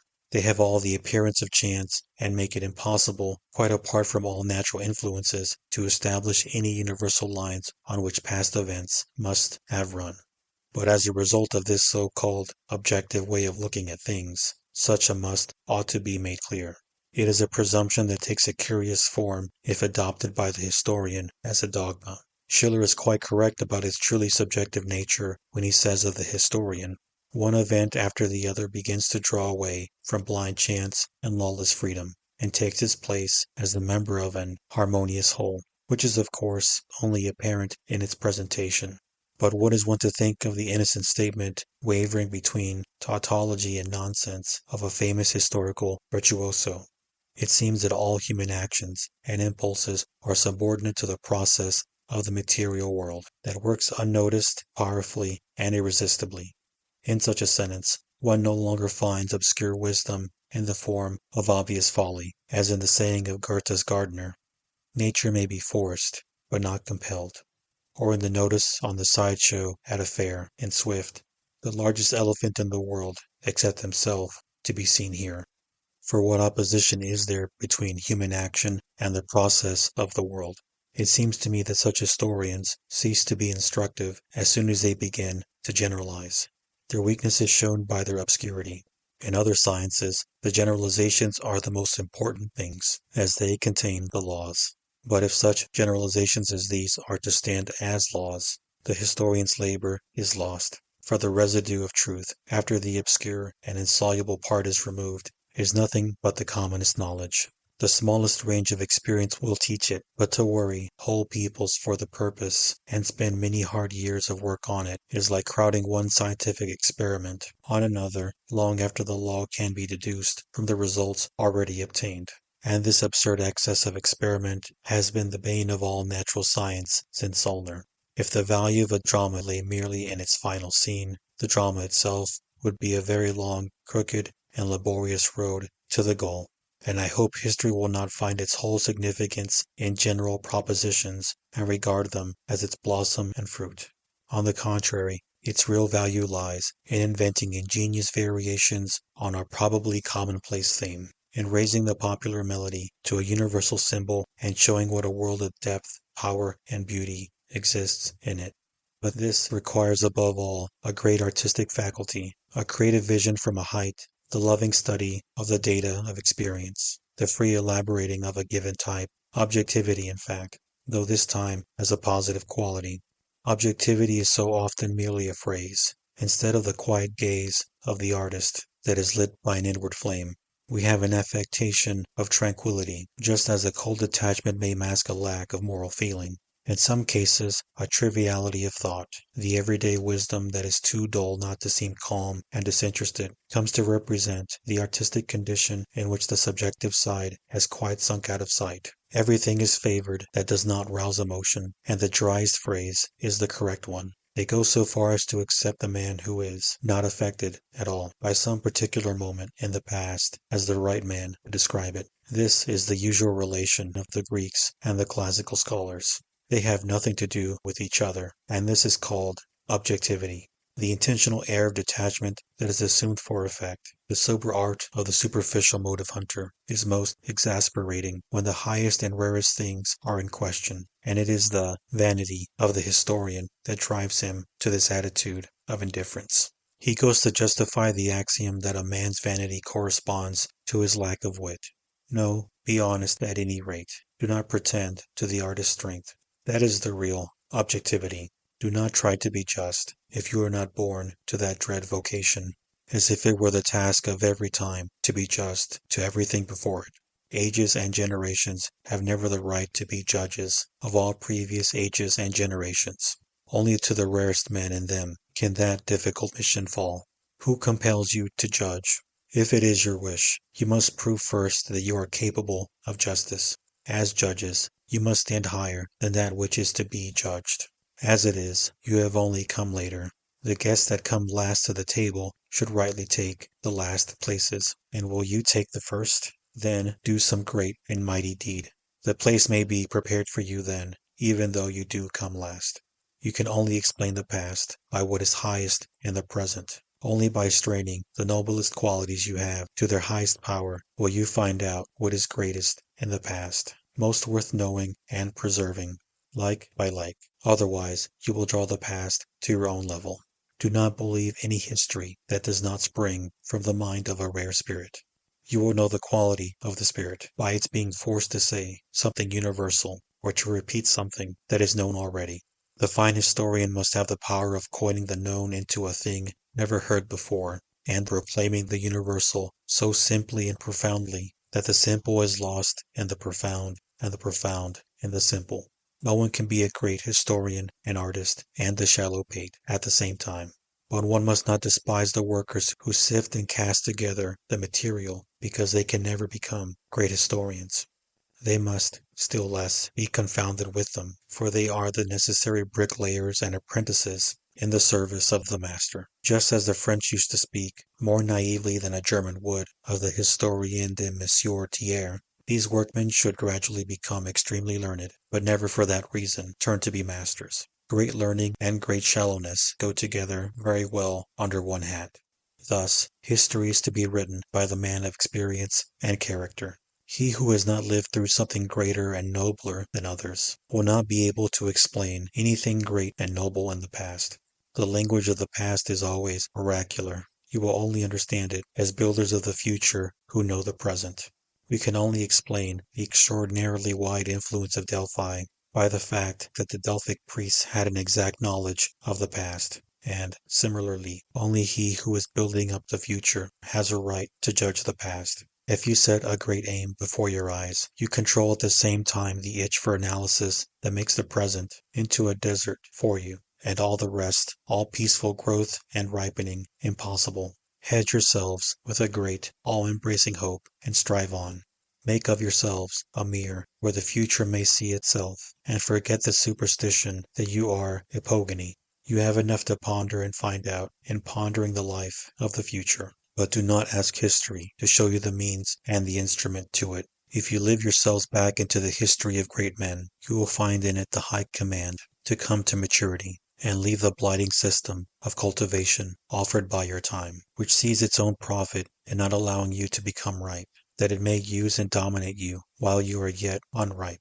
And if you want biographies, do not look for those with the legend, Mr. So-and-so and his times, but for one whose title page might be inscribed, a fighter against his time. Feast your souls on Plutarch, and dare to believe in yourselves when you believe in his heroes. 100 such men, educated against the fashion of today, made familiar with the heroic, and come to maturity, are enough to give an eternal quietus to the noisy sham education of this time. End of Section 6. Section 7. The unrestrained historical sense, pushed to its logical extreme, uproots the future because it destroys illusions and robs existing things of the only atmosphere in which they can live. Historical justice, even if practiced conscientiously with a pure heart, is therefore a dreadful virtue because it always undermines and ruins the living thing. Its judgment always means annihilation, if there be no constructive impulse behind the historical one. If the clearance of rubbish be not merely to leave the ground free for the hopeful living future to build its house, if justice alone be supreme, the creative instinct is sapped and discouraged. A religion, for example, that has to be turned into a matter of historical knowledge by the power of pure justice, and to be scientifically studied throughout, is destroyed at the end of it all. For the historical audit brings so much to light which is false and absurd, violent and inhuman, that the condition of pious illusion falls to pieces, and a thing can only live through a pious illusion. For man is creative only through love, and in the shadow of love's illusions, only through the unconditional belief in perfection and righteousness. Everything that forces a man to be no longer unconditioned in his love is at the root of his strength. He must wither and be dishonored. Art has the opposite effect to history, and only perhaps if history suffer transformation into a pure work of art can it preserve instincts or arouse them. Such history would be quite against the analytical and the inartistic tendencies of our time, and even be considered false. But the history that merely destroys without any impulse to construct will in the long run make its instruments tired of life. For such men destroy illusions, and he who destroys illusions in himself and others is punished by the ultimate tyrant, nature. For a time, a man can take up history like any other study, and it will be perfectly harmless. Recent theology seems to have entered quite innocently into partnership with history, and scarcely seems even now that it has unwittingly bound itself to the Voltairean écrasé. No one need expect from that any new and powerful constructive impulse. They might as well have let the so-called Protestant Union serve as the cradle of a new religion, and the jurist Hützendorf, the editor of the far more dubiously named Protestant Bible, be its John the Baptist. This state of innocence may be continued for some time by the Hegelian philosophy, still seething in some of the older heads, by which men can distinguish the idea of Christianity from its various imperfect manifestations, and persuade themselves that it is the self-movement of the idea that is ever particularizing itself into purer and purer forms, and at last becomes the purest, most transparent, in fact, scarcely visible form in the brain of the present Theologus Liberalis Vulgaris.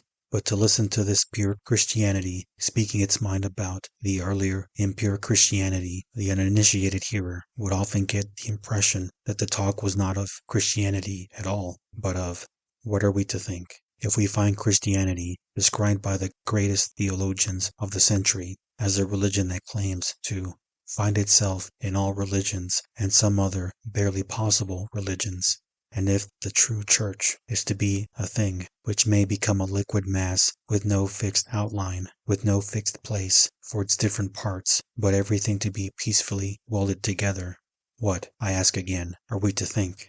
Christianity has been denaturalized by historical treatment, which in its most complete form means just treatment until it has been resolved into pure knowledge and destroyed in the process. This can be studied in everything that has life, for it ceases to have life if it be perfectly dissected, and lives in pain and anguish as soon as the historical dissection begins.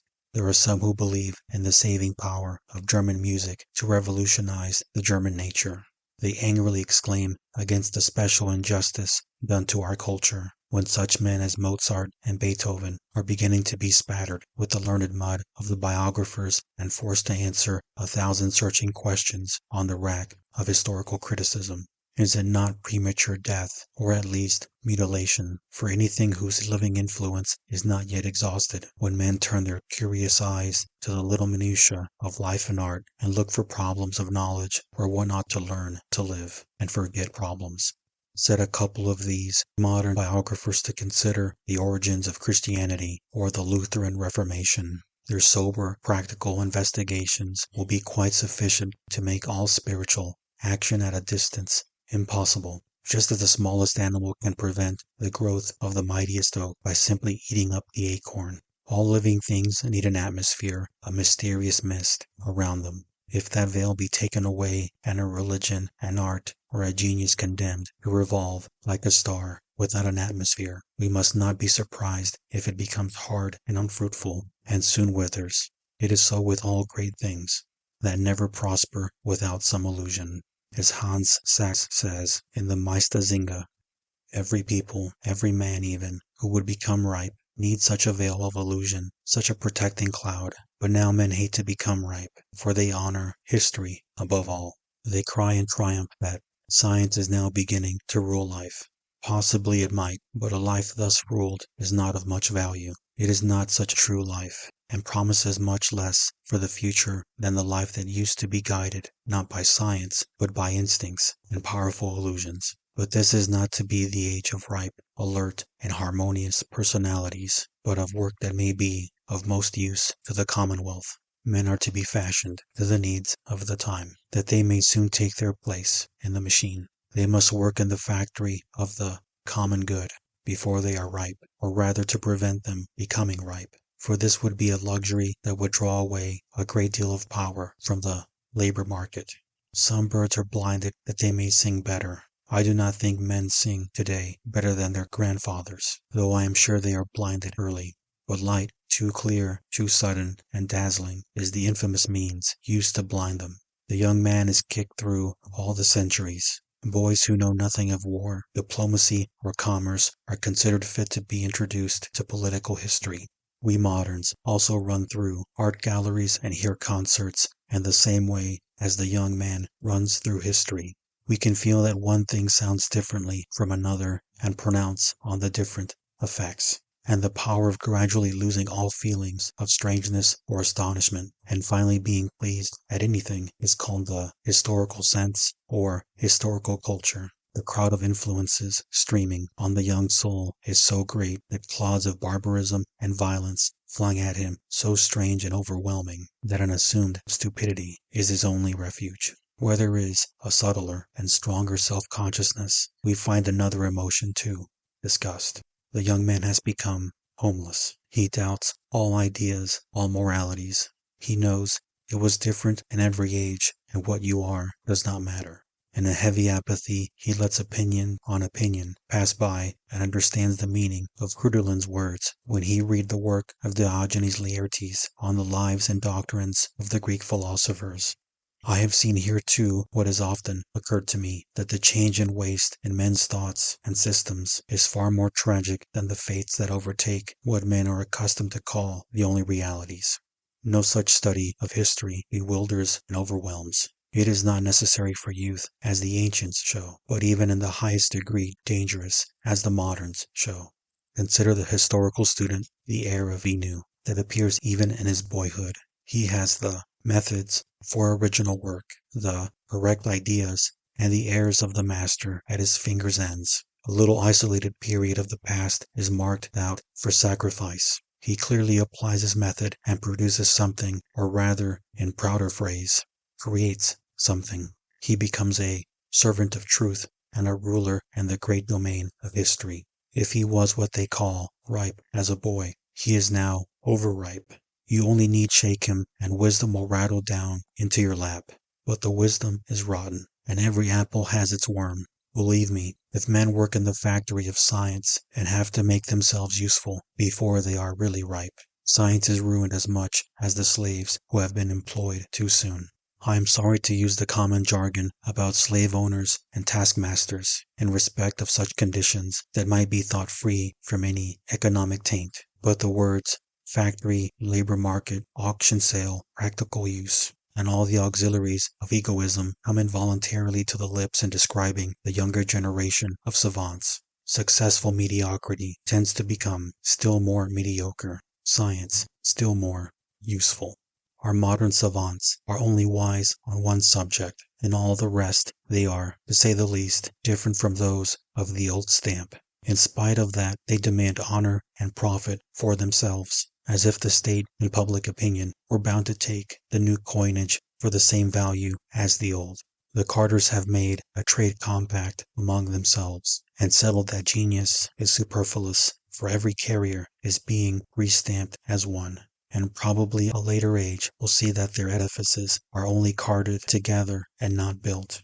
To those who have ever on their lips the modern cry of battle and sacrifice, division of labor, fall into line, we may say roundly, if you try to further the progress of science as quickly as possible, you will end up destroying it as quickly as possible, just as the hen is worn out which you force to lay too many eggs. The progress of science has been amazingly rapid in the last decade, but consider the savants, those exhausted hens. They are certainly not harmonious natures. They can merely cackle more than before, because they lay eggs oftener, but the eggs are always smaller, though their books are bigger. The natural result of it all is the favorite popularizing of science, or rather its feminizing and infanticizing, the villainous habit of cutting the cloth of science to fit the figure of the general public. Goethe saw the abuse in this, and demanded that science should only influence the outer world by way of a nobler ideal of action. The older generation of savants had good reason for thinking this abuse an oppressive burden. The modern savants have an equally good reason for welcoming it, because, leaving their little corner of knowledge out of account, they are part of the general public themselves, and its needs are theirs. They only require to take themselves less seriously to be able to open their little kingdom successfully to popular curiosity. This easygoing behavior is called the modest condensation of the savant to the people, whereas in reality he has only descended to himself, so far as he is not a savant but a plebeian.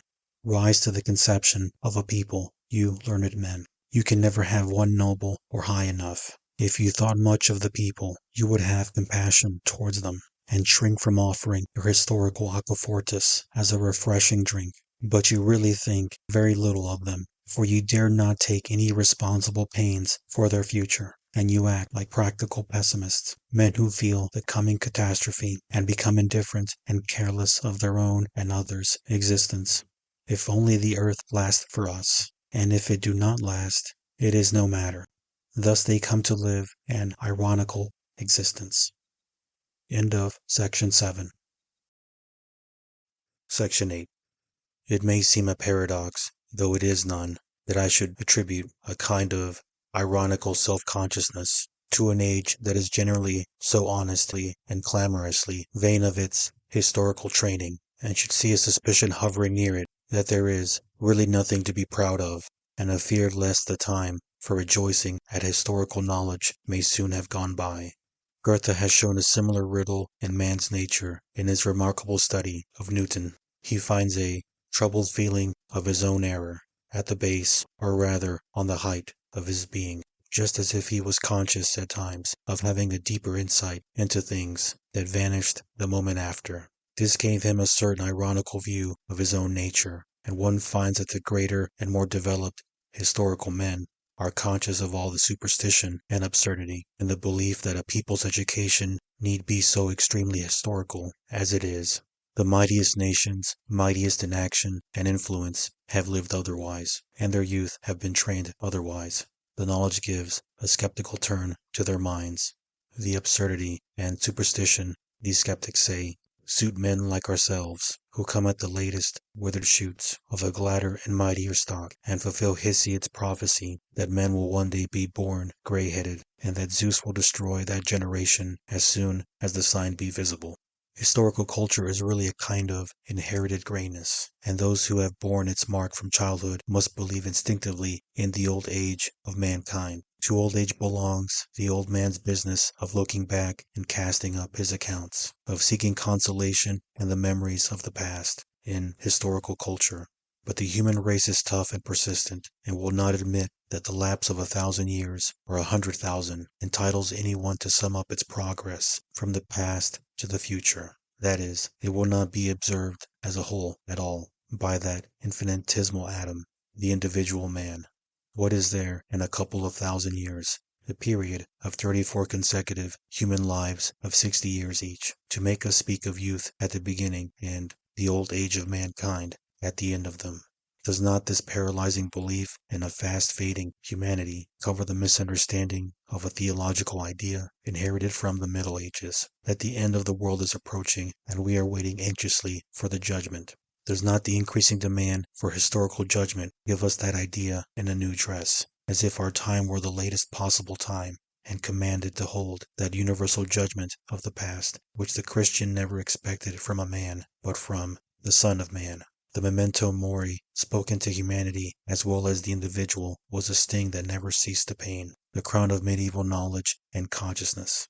The opposite message of a later time, memento vivere, is spoken rather timidly, without the full power of the lungs, and there is something almost dishonest about it, for mankind still keeps to its memento mori, and shows it by the universal need for history. Science may flap its wings as it will, yet has never been able to gain the free air. A deep feeling of hopelessness has remained, and taken the historical coloring that has now darkened and depressed all higher education. A religion that, of all the hours of man's life, thinks the last the most important, that has prophesied the end of earthly life, and condemned all creatures to live in the fifth act of a tragedy, may call forth the subtlest and noblest powers of man, but it is an enemy to all new planting, to all bold attempts or free aspirations. It opposes all flight into the unknown, because it has no life or hope there itself. It only lets the new bud press forth on sufferance, to blight it in its own good time.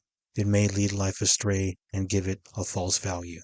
What the Florentines did under the influence of Savonarola's exhortations, when they made the famous holocaust of pictures, manuscripts, masks, and mirrors, Christianity would like to do with every culture that allured to further effort and bore that memento vivere on its standard. And if it cannot take the direct way, the way of main force, it gains its end, all the same, by allying itself with historical culture, though generally without connivance, and speaking through its mouth, turns away every fresh birth with a shrug of its shoulders, and makes us feel all the more that we are latecomers, and epigoni, that we are, in a word, born with gray hair. The deep and serious contemplation of the unworthiness of all past action, of the world ripe for judgment, has been whittled down to the skeptical consciousness that it is anyhow a good thing to know all that has happened, and it is too late to do anything better. The historical sense makes its servants passive and retrospective.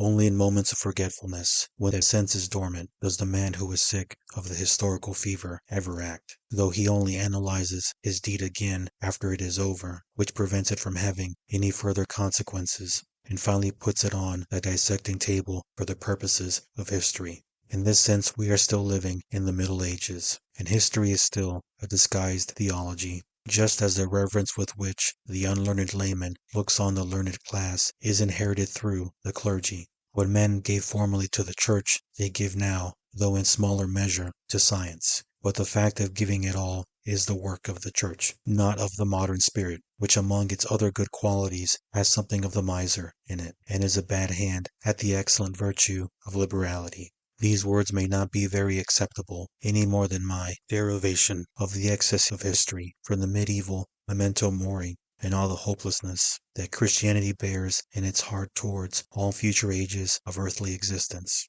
But you should always try to replace my hesitating explanations by a better one. For the origin of historical culture and of its absolutely radical antagonism to the spirit of a new time and a modern consciousness must itself be known by a historical process. History must solve the problem of history. Science must turn its sting against itself. This threefold must is the imperative of the new spirit, if it is really to contain something new, powerful, vital, and original. Or is it true that we Germans, to leave the Romance nations out of account, must always be mere followers in all the higher reaches of culture, because that is all we can be? The words of Wilhelm Wackernagel are well worth pondering. We Germans are a nation of followers, and with all our higher science and even our faith are merely the successors of the ancient world. Even those who are opposed to it are continually breathing the immortal spirit of classical culture with that of Christianity. And if anyone could separate these two elements from the living air surrounding the soul of man, there would not be much remaining for a spiritual life to exist on. Even if we would rest content with our vocation to follow antiquity, even if we decided to take it in an earnest and strenuous spirit and to show our high prerogative in our earnestness, we should yet be compelled to ask whether it were our eternal destiny to be pupils of a fading antiquity. We might be allowed at some time to put our aim higher and further above us, and after congratulating ourselves on having brought the secondary spirit of Alexandrian culture in us to such marvelous productiveness through our universal history, we might go on to place before us as our noblest prize the still higher task of striving beyond and above this Alexandrian world and bravely find our prototypes in the ancient Greek world, where all was great, natural, and human. But it is just there that we find the reality of a true, unhistorical culture, and in spite of that, or perhaps because of it, an unspeakably rich and vital culture. Were we Germans nothing but followers, we could not be anything greater or prouder than the lineal inheritors and followers of such a culture. This, however, must be added.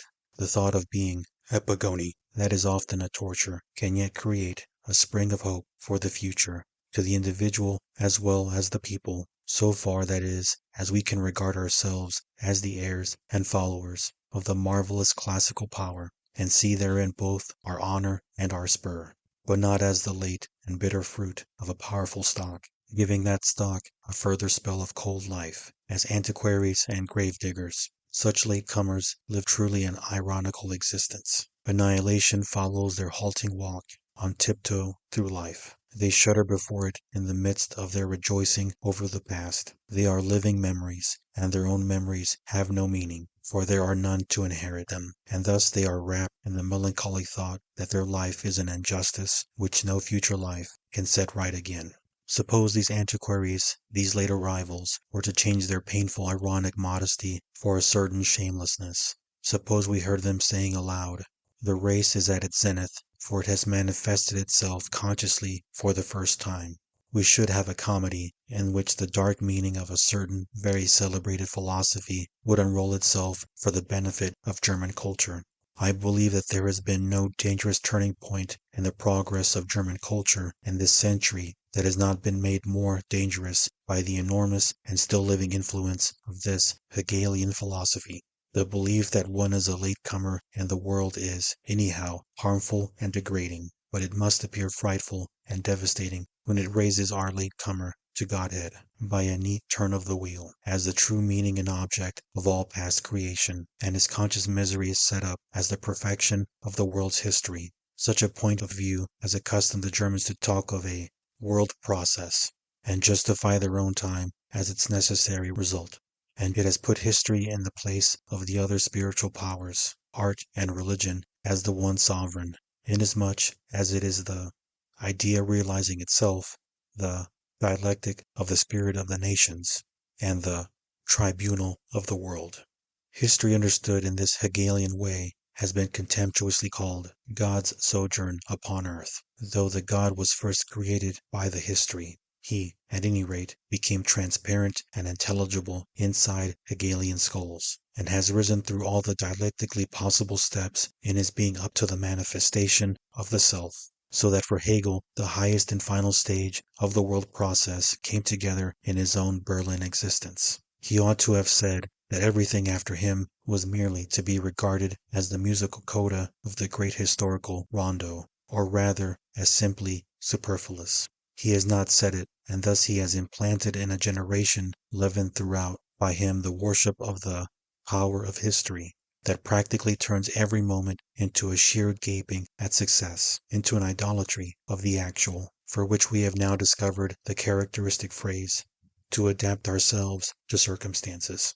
But the man who has once learnt to crock the knee and bow the head before the power of history nods, yes, at last, like a Chinese doll, to every power, whether it be a government, or a public opinion, or a numerical majority, and his limbs move correctly as the power pulls the string. If each success have come by a rational necessity, and every event shows the victory of logic or the idea, then down on your knees quickly and let every step in the ladder of success have its reverence. There are no living mythologies, you say. Religions are at their last gasp. Look at the religion of the power of history, and the priests of the mythology of ideas, with their scarred knees. Do not all the virtues follow in the train of the new faith? And shall we not call it unselfishness, when the historical man lets himself be turned into an objective mirror of all that is? Is it not magnanimity to renounce all power in heaven and earth in order to adore the mere fact of power? Is it not justice always to hold the balance of forces in your hands, and observe which is the stronger and heavier? And what a school of politeness is such a contemplation of the past! To take everything objectively, to be angry at nothing, to love nothing, to understand everything, makes one gentle and pliable. Even if a man brought up in this school will show himself openly offended, one is just as pleased, knowing it is only meant in the artistic sense of ira et studium, though it is really sin ira et studium. What old-fashioned thoughts I have on such a combination of virtue and mythology, but they must out, however one may laugh at them. I would even say that history always teaches, it was once, and morality, it ought not to be or have been. So history becomes a compendium of actual immorality. But how wrong would one be to regard history as the judge of this actual immorality? Morality is offended by the fact that a Raphael had to die at 36. Such a being ought not to die. If you came to the help of history as the apologist of the actual, you would say, he had spoken everything that was in him to speak. A longer life would only have enabled him to create a similar beauty, and not a new beauty, and so on. Thus you become an advocatus diaboli by setting up the success, the fact, as your idol, whereas the fact is always dull, at all times more like a calf than a god. Your apologies for history are helped by your ignorance, for it is only because you do not know what a natura naturans like Raphael is, that you are not on fire when you think it existed once and can never exist again. Someone has lately tried to tell us that Goethe had outlived himself with his 82 years, and yet I would gladly take 2 of Goethe's outlived years in exchange for whole cartloads of fresh modern lifetimes, to have another set of such conversations as those with Eckermann, and be preserved from all the modern talk of these esquires of the moment. How few living men have a right to live as against those mighty dead. That the many live and those few live no longer is simply a brutal truth, that is, a piece of unalterable folly, a blank wall of, it was once so, against the moral judgment, it ought not to have been. Yes, against the moral judgment, for you may speak of what virtue you will, of justice, courage, magnanimity, of wisdom, and human compassion, you will find the virtuous man will always rise against the blind force of facts, the tyranny of the actual, and submit himself to laws that are not the fickle laws of history. He ever swims against the waves of history, either by fighting his passions as the nearest brute facts of his existence, or by training himself to honesty amid the glittering nets spun round him by falsehood. Were history nothing more than the all-embracing system of passion and error, man would have to read it as Goethe wished Werther to be read, just as if it called to him, be a man, and follow me not.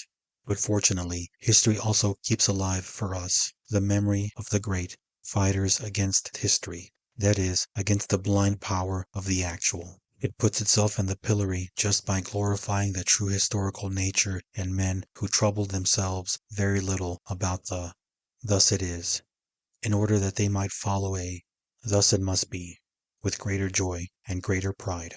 not to drag their generation to the grave, but to found a new one. That is the motive that ever drives them onward.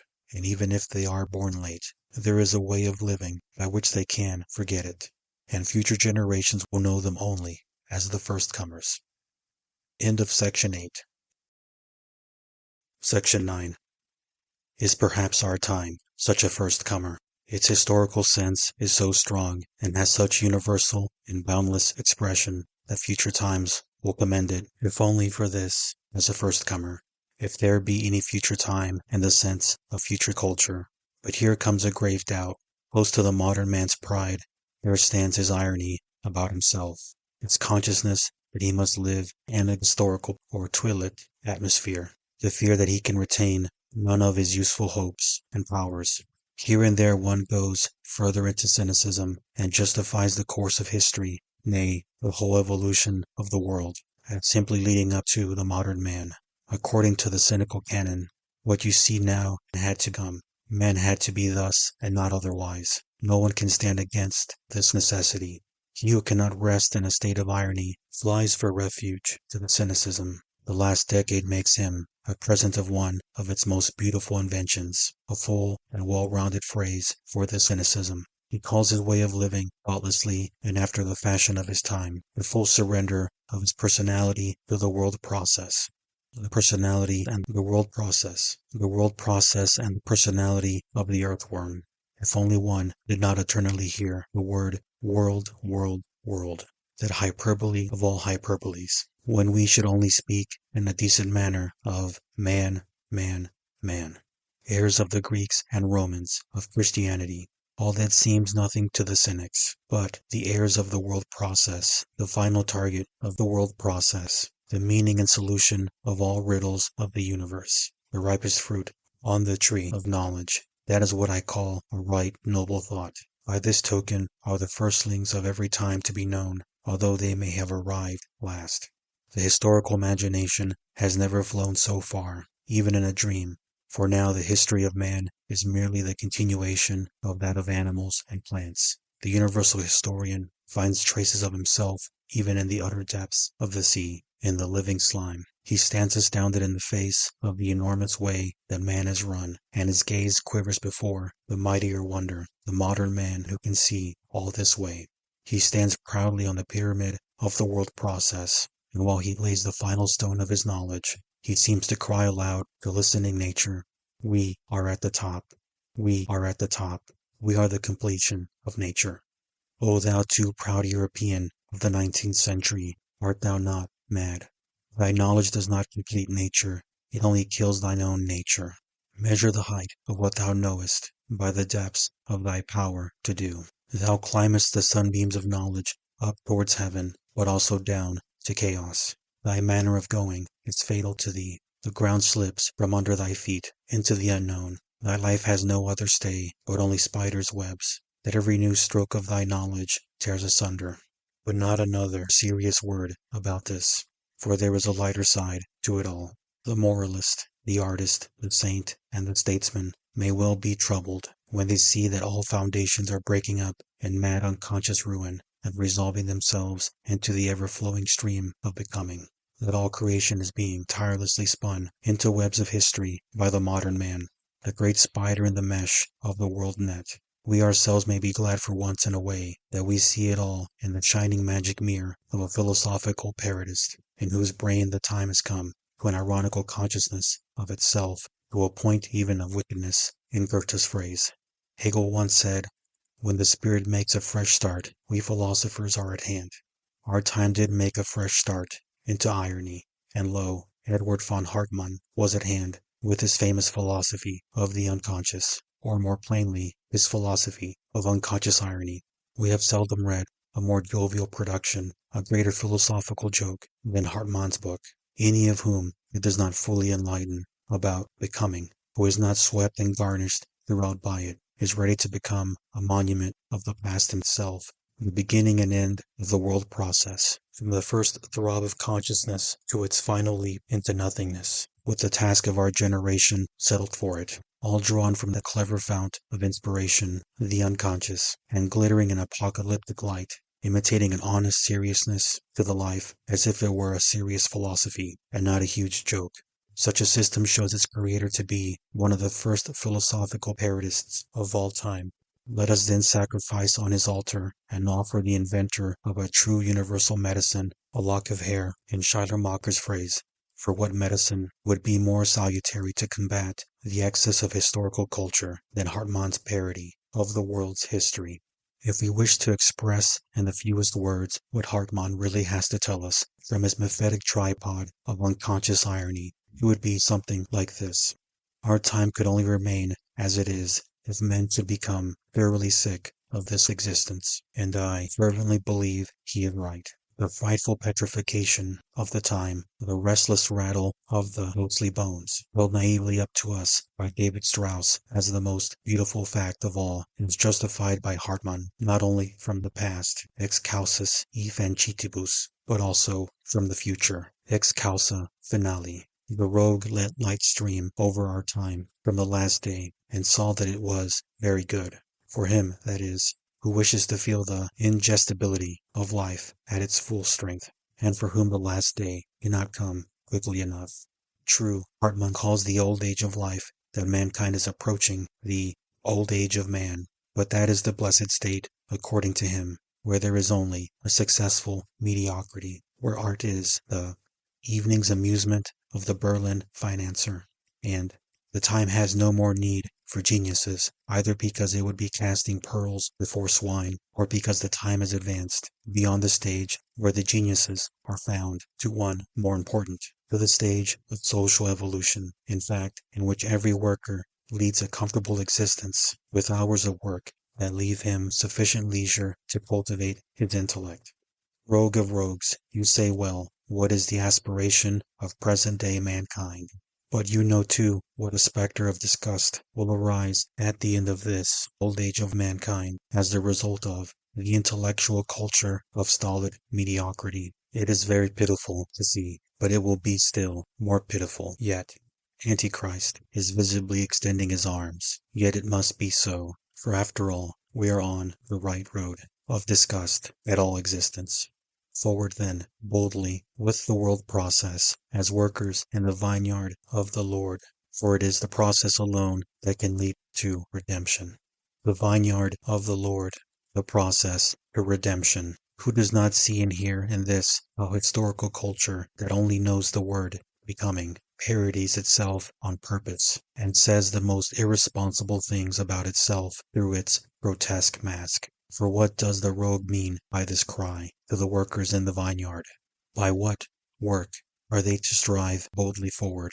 Or, to ask another question, what further has the historically educated fanatic of the world process to do, swimming and drowning as he is in the sea of becoming, that he may at last gather in that vintage of disgust the precious grape of the vineyard? He has nothing to do but to live on as he has lived, love what he has loved, hate what he has hated, and read the newspapers he has always read.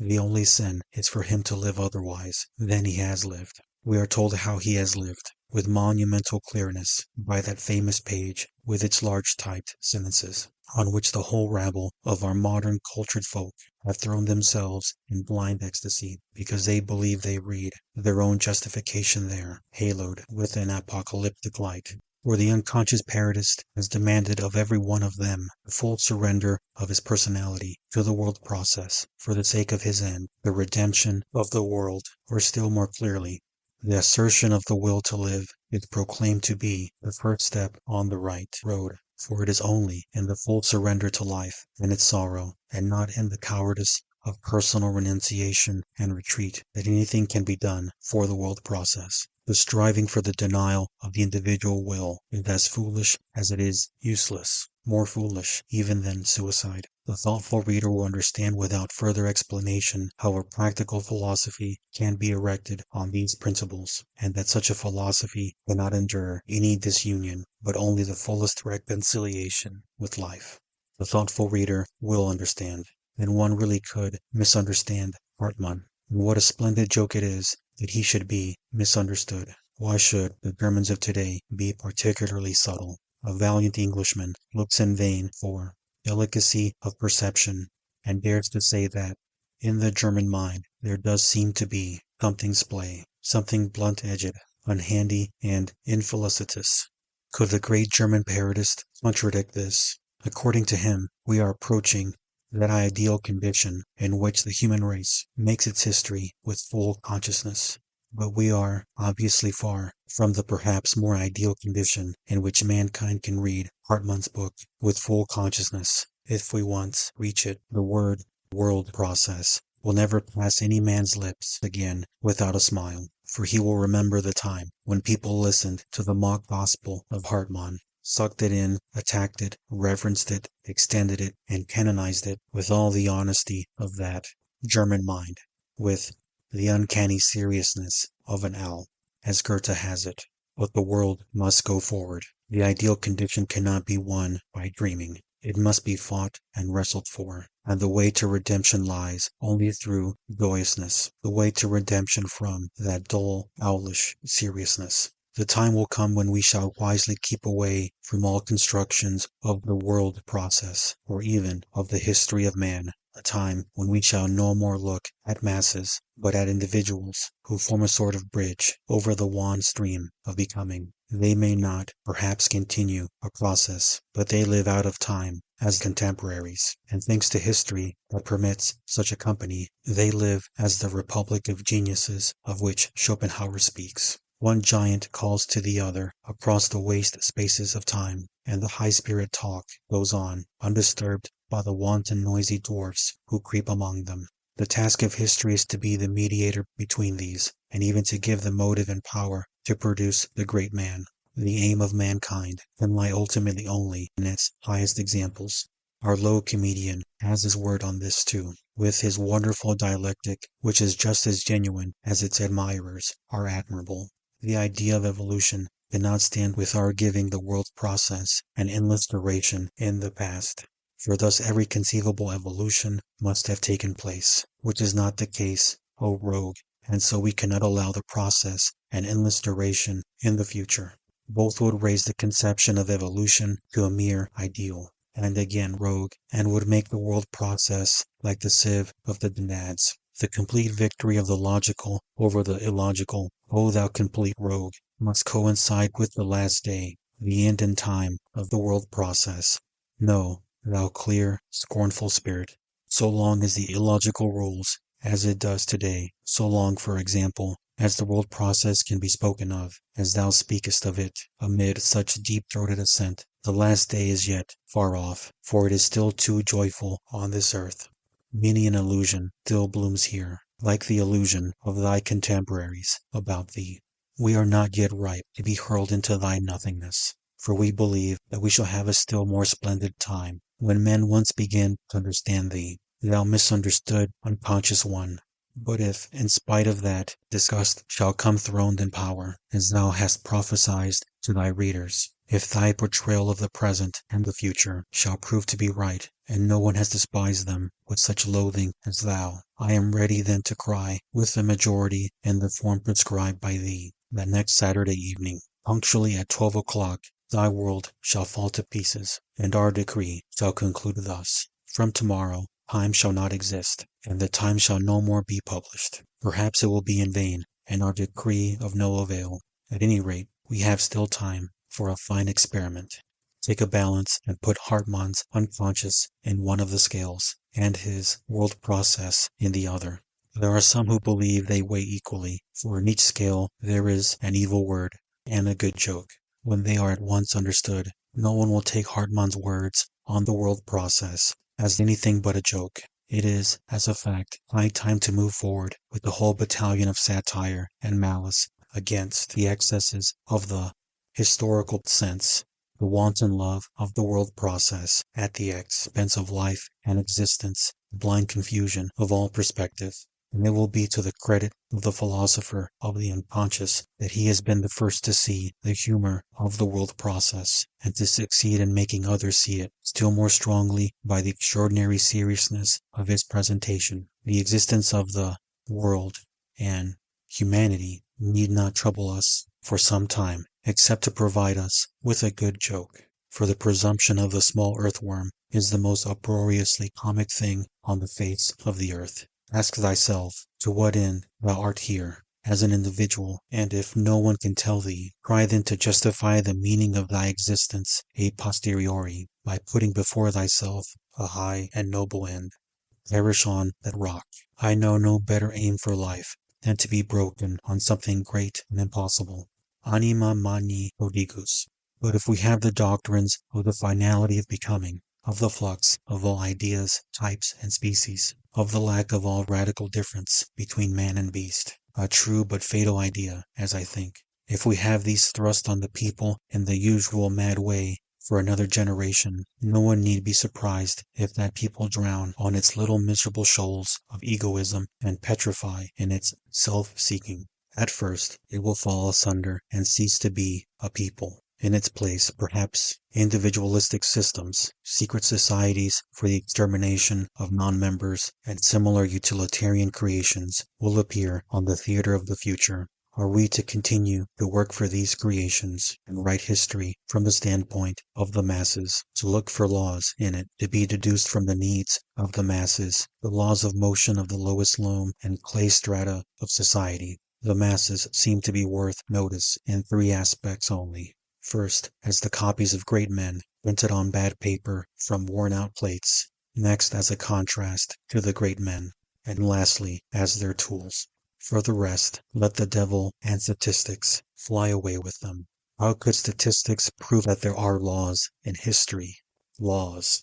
Yes, they may prove how common and abominably uniform the masses are. And should we call the effects of leaden folly, imitation, love, and hunger laws? We may admit it, but we are sure of this too, that so far as there are laws in history, the laws are of no value and the history of no value either. And least valuable of all is that kind of history which takes the great popular movements as the most important events of the past, and regards the great men only as their clearest expression, the visible bubbles on the stream. Thus the masses have to produce the great man, chaos, to bring forth order. Everything is called great that has moved the masses for some long time, and becomes, as they say, a historical power. But is not this really an intentional confusion of quantity and quality? When the brutish mob have found some idea, a religious idea, for example, which satisfies them, when they have defended it through thick and thin for centuries, then, and then only, will they discover its inventor to have been a great man. The highest and noblest does not affect the masses at all. The historical consequences of Christianity, its historical power, toughness, and persistence, prove nothing, fortunately, as to its founder's greatness. They would have been a witness against him. For between him and the historical success of Christianity lies a dark heavy weight of passion and error, lust of power and honor, and the crushing force of the Roman Empire. From this, Christianity had its earthly taste, and its earthly foundations too, that made its continuance in this world possible. Greatness should not depend on success. Demosthenes is great without it. The purest and noblest adherents of Christianity have always doubted and hindered, rather than helped, its effect in the world, its so-called historical power. For they were accustomed to stand outside the world, and cared little for the process of the Christian idea. Hence, they have generally remained unknown to history, and their very names are lost. In Christian terms, the devil is the prince of the world, and the lord of progress and consequence. He is the power behind all historical power, and so will it remain, however ill it may sound today in ears that are accustomed to canonize such power and consequence. The world has become skilled at giving new names to things, and even baptizing the devil. It is truly an hour of great danger. Men seem to be near the discovery that egoism of individuals, groups, or masses has been at all times the lever of the historical movements, and yet they are in no way disturbed by the discovery, but proclaim that egoism shall be our God. With this new faith in their hearts, they begin quite intentionally to build future history on egoism, though it must be a clever egoism, one that allows of some limitation, that it may stand firmer, one that studies history for the purpose of recognizing the foolish kind of egoism Their study has taught them that the state has a special mission in all future egoistic systems. It will be the patron of all the clever egoisms, to protect them with all the power of its military and police against the dangerous outbreaks of the other kind. There is the same idea in introducing history, natural as well as human history, among the laboring classes, whose folly makes them dangerous. For men know well that a grain of historical culture is able to break down the rough, blind instincts and desires, or to turn them to the service of a clever egoism. In fact, they are beginning to think, with Edward von Hartmann, of fixing themselves with an eye to the future in their earthly home, and making themselves comfortable there. Hartmann calls this life the manhood of humanity, with an ironical reference to what is now called manhood, as if only our sober models of selfishness were embraced by it, just as he prophesies an age of graybeards following on this stage. Obviously another ironical glance at our ancient time servers, for he speaks of the ripe discretion with which they view all the stormy passions of their past life and understand the vanity of the ends they seem to have striven for. No, a manhood of crafty and historically cultured egoism corresponds to an old age that hangs to life with no dignity, but a horrible tenacity, where the last scene of all that ends this strange, eventful history is second childlessness and mere oblivion, sans teeth, sans eyes, sans taste, sans everything. Whether the dangers of our life and culture come from these dreary, toothless old men, or from the so-called men of Hartmann, we have the right to defend our youth with tooth and claw against both of them, and never tire of saving the future from these false prophets. But in this battle we shall discover an unpleasant truth, that men intentionally help and encourage and use the worst aberrations of the historical sense from which the present time suffers. They use it, however, against youth, in order to transform it into that ripe egoism of manhood they so long for. They use it to overcome the natural reluctance of the young by its magical splendor, which unmans while it enlightens them.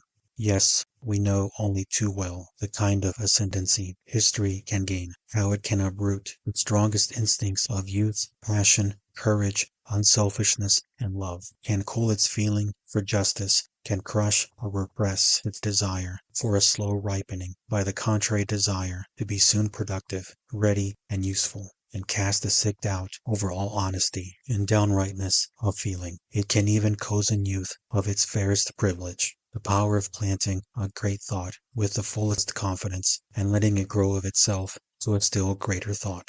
An excess of history can do all that, as we have seen, by no longer allowing a man to feel and act unhistorically.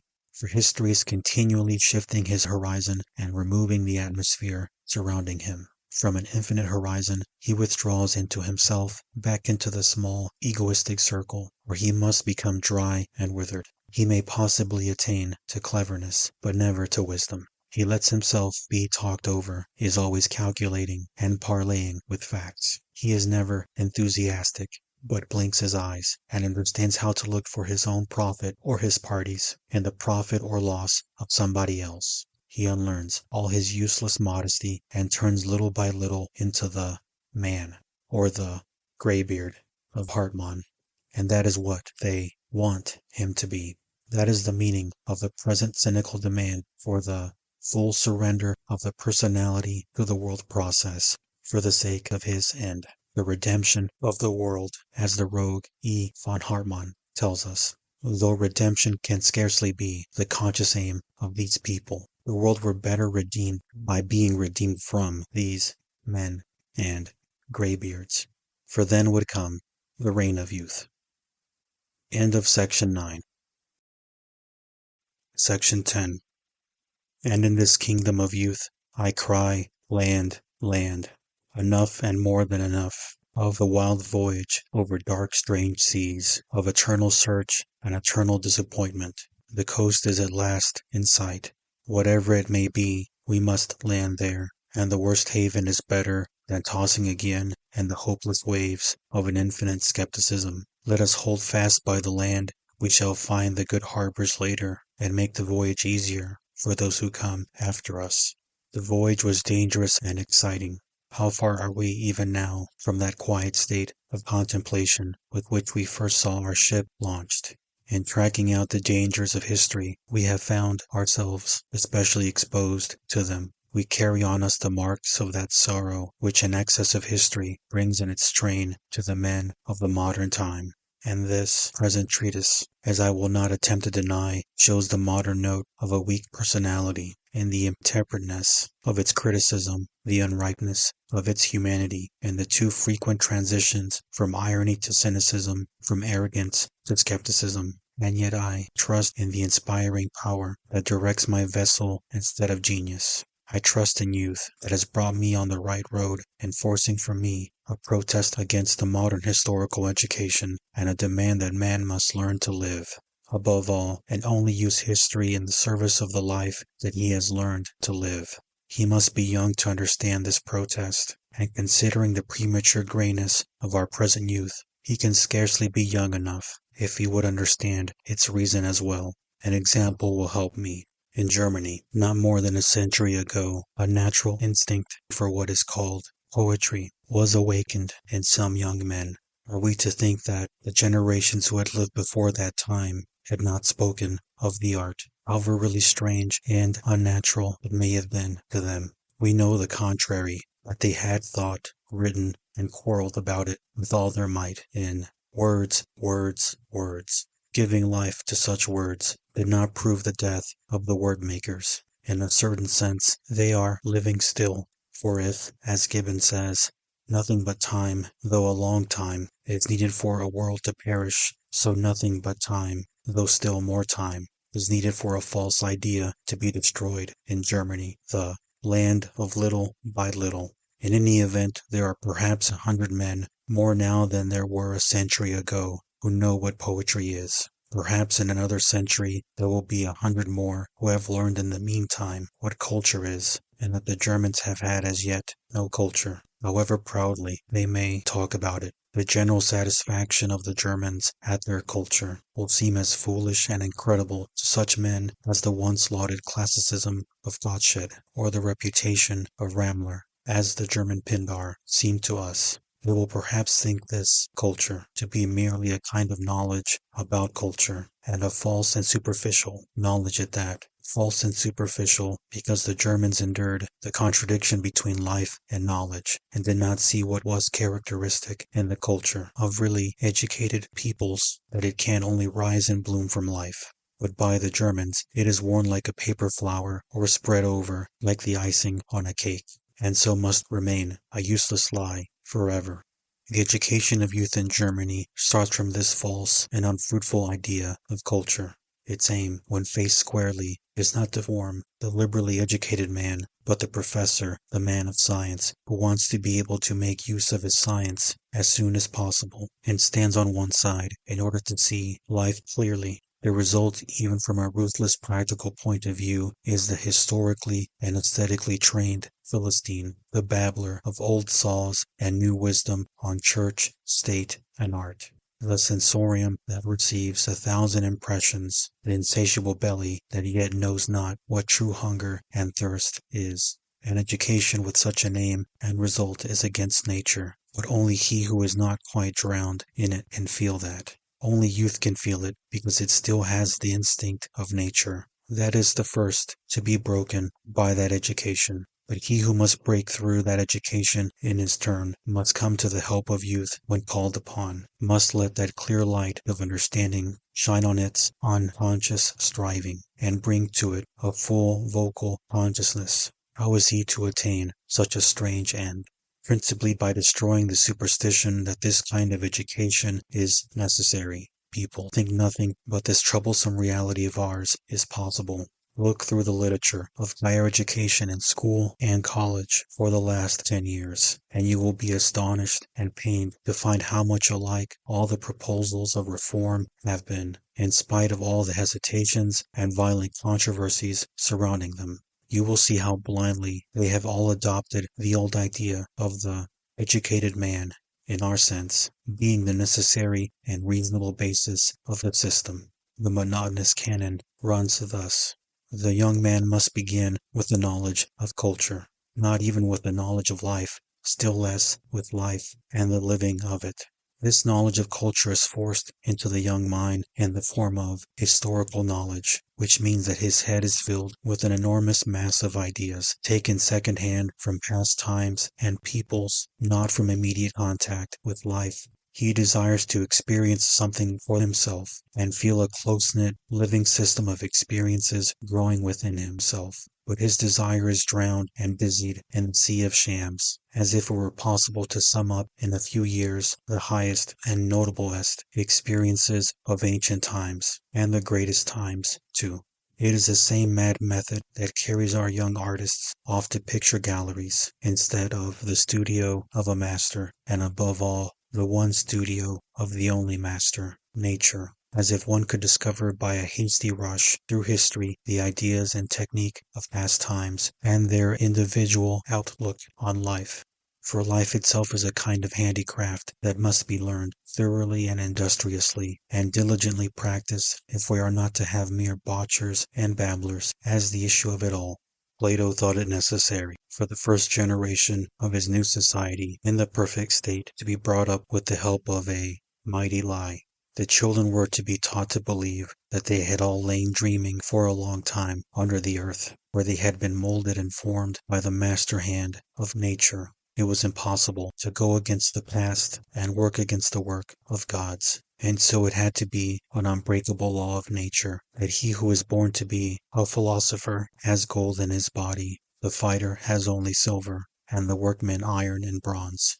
As it was not possible to blend these metals, according to Plato, so there could never be any confusion between the classes. The belief in the aeterna veritas of this arrangement was the basis of the new education and the new state. So the modern German believes also in the aeterna veritas of his education, of his kind of culture, and yet this belief will fail, as the Platonic state would have failed, if the mighty German lie be ever opposed by the truth that the German has no culture because he cannot build one on the basis of his education. He wishes for the flower without the root or the stalk, and so he wishes in vain. That is the simple truth, a rude and unpleasant truth, but yet a mighty one. But our first generation must be brought up in this mighty truth, and must suffer from it too, for it must educate itself through it, even against its own nature, to attain a new nature and manner of life, which shall yet proceed from the old. So it might say to itself, in the old Spanish phrase, Deféndame mi Dios de mí, God keep me from myself, from the character, that is, which has been put into me. It must taste that truth, drop by drop, like a bitter, powerful medicine, and every man in this generation must subdue himself to pass the judgment on his own nature, which he might pass more easily on his whole time. We are without instruction, nay, we are too corrupt to live, to see and hear truly and simply, to understand what is near and natural to us. We have not yet laid even the foundations of culture, for we are not ourselves convinced that we have a sincere life in us. We crumble and fall asunder. Our whole being is divided, half mechanically, into an inner and outer side. We are sown with ideas as with dragon's teeth, and bring forth a new dragon brood of them.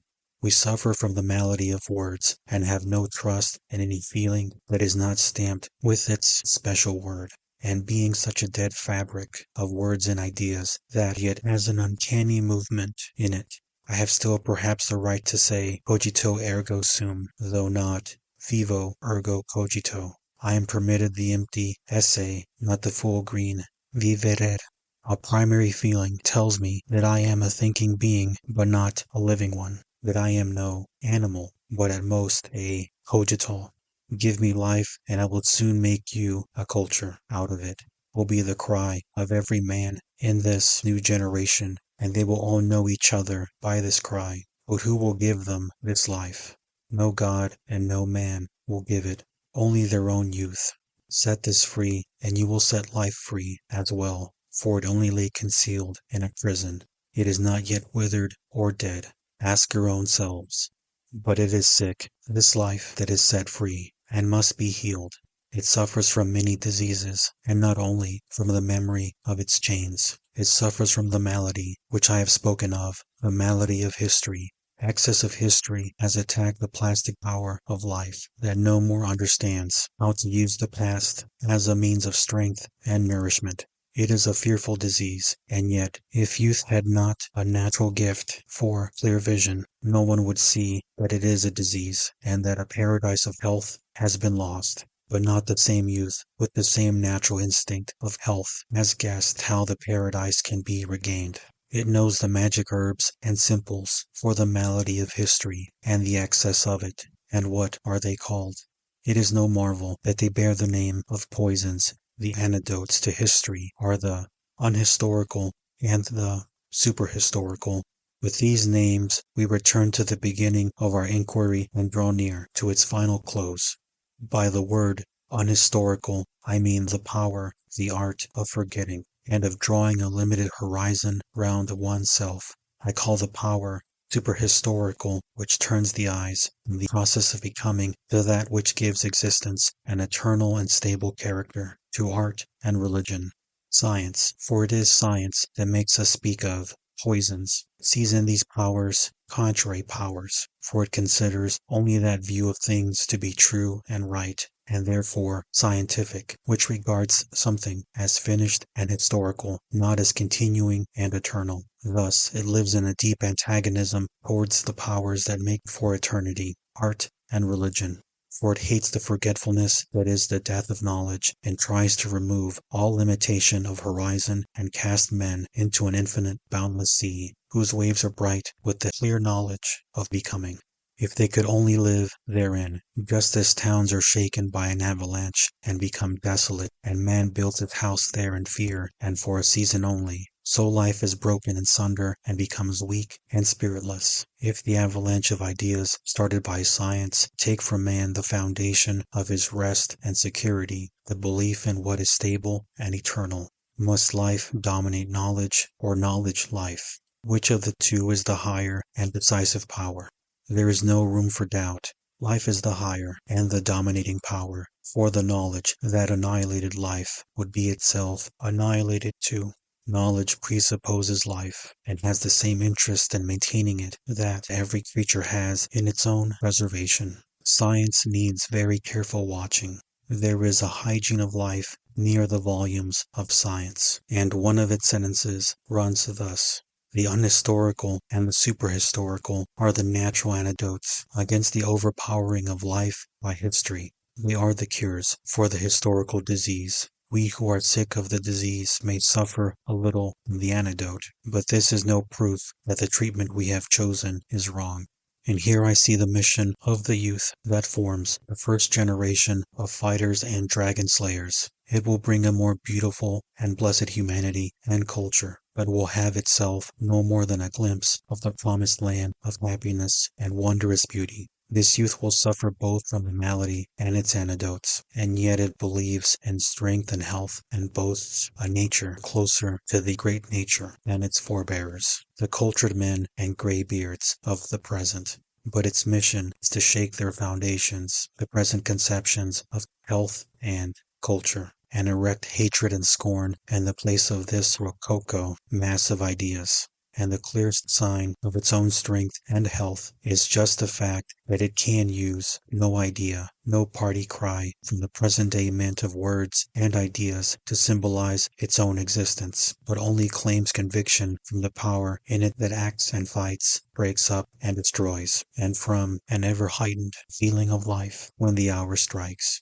You may deny this youth any culture, but how would youth count that a reproach? You may speak of its rawness and intemperateness, but it is not yet old and wise enough to be acquiescent. It need not pretend to a ready-made culture at all, but enjoys all the rights and the consolations of youth, especially the right of brave, unthinking honesty, and the consolation of an inspiring hope. I know that such hopeful beings understand all these truisms from within, and can translate them into a doctrine for their own use, through their personal experience. To the others they will appear, in the meantime, nothing but a row of covered dishes that may perhaps seem empty, until they see one day with astonished eyes that the dishes are full and that all ideas and impulses and passions are massed together in these truisms that cannot lie covered for long. I leave those doubting ones to time that brings all things to light, and turn at last to that great company of hope to tell them the way and the course of their salvation, their rescue from the disease of history, and their own history as well in a parable, whereby they may again become healthy enough to study history anew, and under the guidance of life make use of the past in that threefold way: monumental, antiquarian, or critical. At first they will be more ignorant than the educated men of the present, for they will have unlearnt much and have lost any desire even to discover what those educated men especially wish to know. In fact, their chief mark from the educated point of view will be just their want of science, their indifference and inaccessibility to all the good and famous things. But at the end of the cure they are men again and have ceased to be mere shadows of humanity. That is something. There is yet hope. And do not ye who hope laugh in your hearts. How can we reach that end, you will ask? The Delphian god cries his oracle to you at the beginning of your wanderings: know thyself. It is a hard saying, for that god tells nothing and conceals nothing, but merely points the way. As Heraclitus said, but whither does he point? In certain epochs, the Greeks were in a similar danger of being overwhelmed by what was past and foreign, and perishing on the rock of history. They never lived proud and untouched. Their culture was for a long time a chaos of foreign forms and ideas: Semitic, Babylonian, Lydian, and Egyptian, and their religion a battle of all the gods of the East. Just as German culture and religion is at present a death struggle of all foreign nations and bygone times. And yet, Hellenic culture was no mere mechanical unity, thanks to that Delphic oracle. The Greeks gradually learned to organize the chaos by taking Apollo's advice and thinking back to themselves, to their own true necessities, and letting all the sham necessities go. Thus they again came into possession of themselves, and did not remain long the epigone of the whole East, burdened with their inheritance. After that hard fight, they increased and enriched the treasure they had inherited by their obedience to the oracle, and they became the ancestors and models for all the cultured nations of the future. This is a parable for each one of us. He must organize the chaos in himself by thinking himself back to his true needs. He will want all his honesty, all the sturdiness and sincerity in his character to help him to revolt against second-hand thought, second-hand learning, second-hand action. And he will begin then to understand that culture can be something more than a decoration of life, a concealment and disfiguring of it. In other words, for all adornment hides what is adorned, and thus the Greek idea against the Roman will be discovered in him. The idea of culture as a new and finer nature, without distinction of inner and outer, without convention or disguise, as a unity of thought and will, life and appearance. He will learn too, from his own experience, that it was by a greater force of moral character that the Greeks were victorious, and that everything which makes for sincerity is a further step towards true culture. However, the sincerity may harm the ideals of education that are reverenced at the time, or even have power to shatter a whole system of merely decorative culture. End of section 10. End of The Use and Abuse of History by Friedrich Nietzsche, translated by Adrian Collins.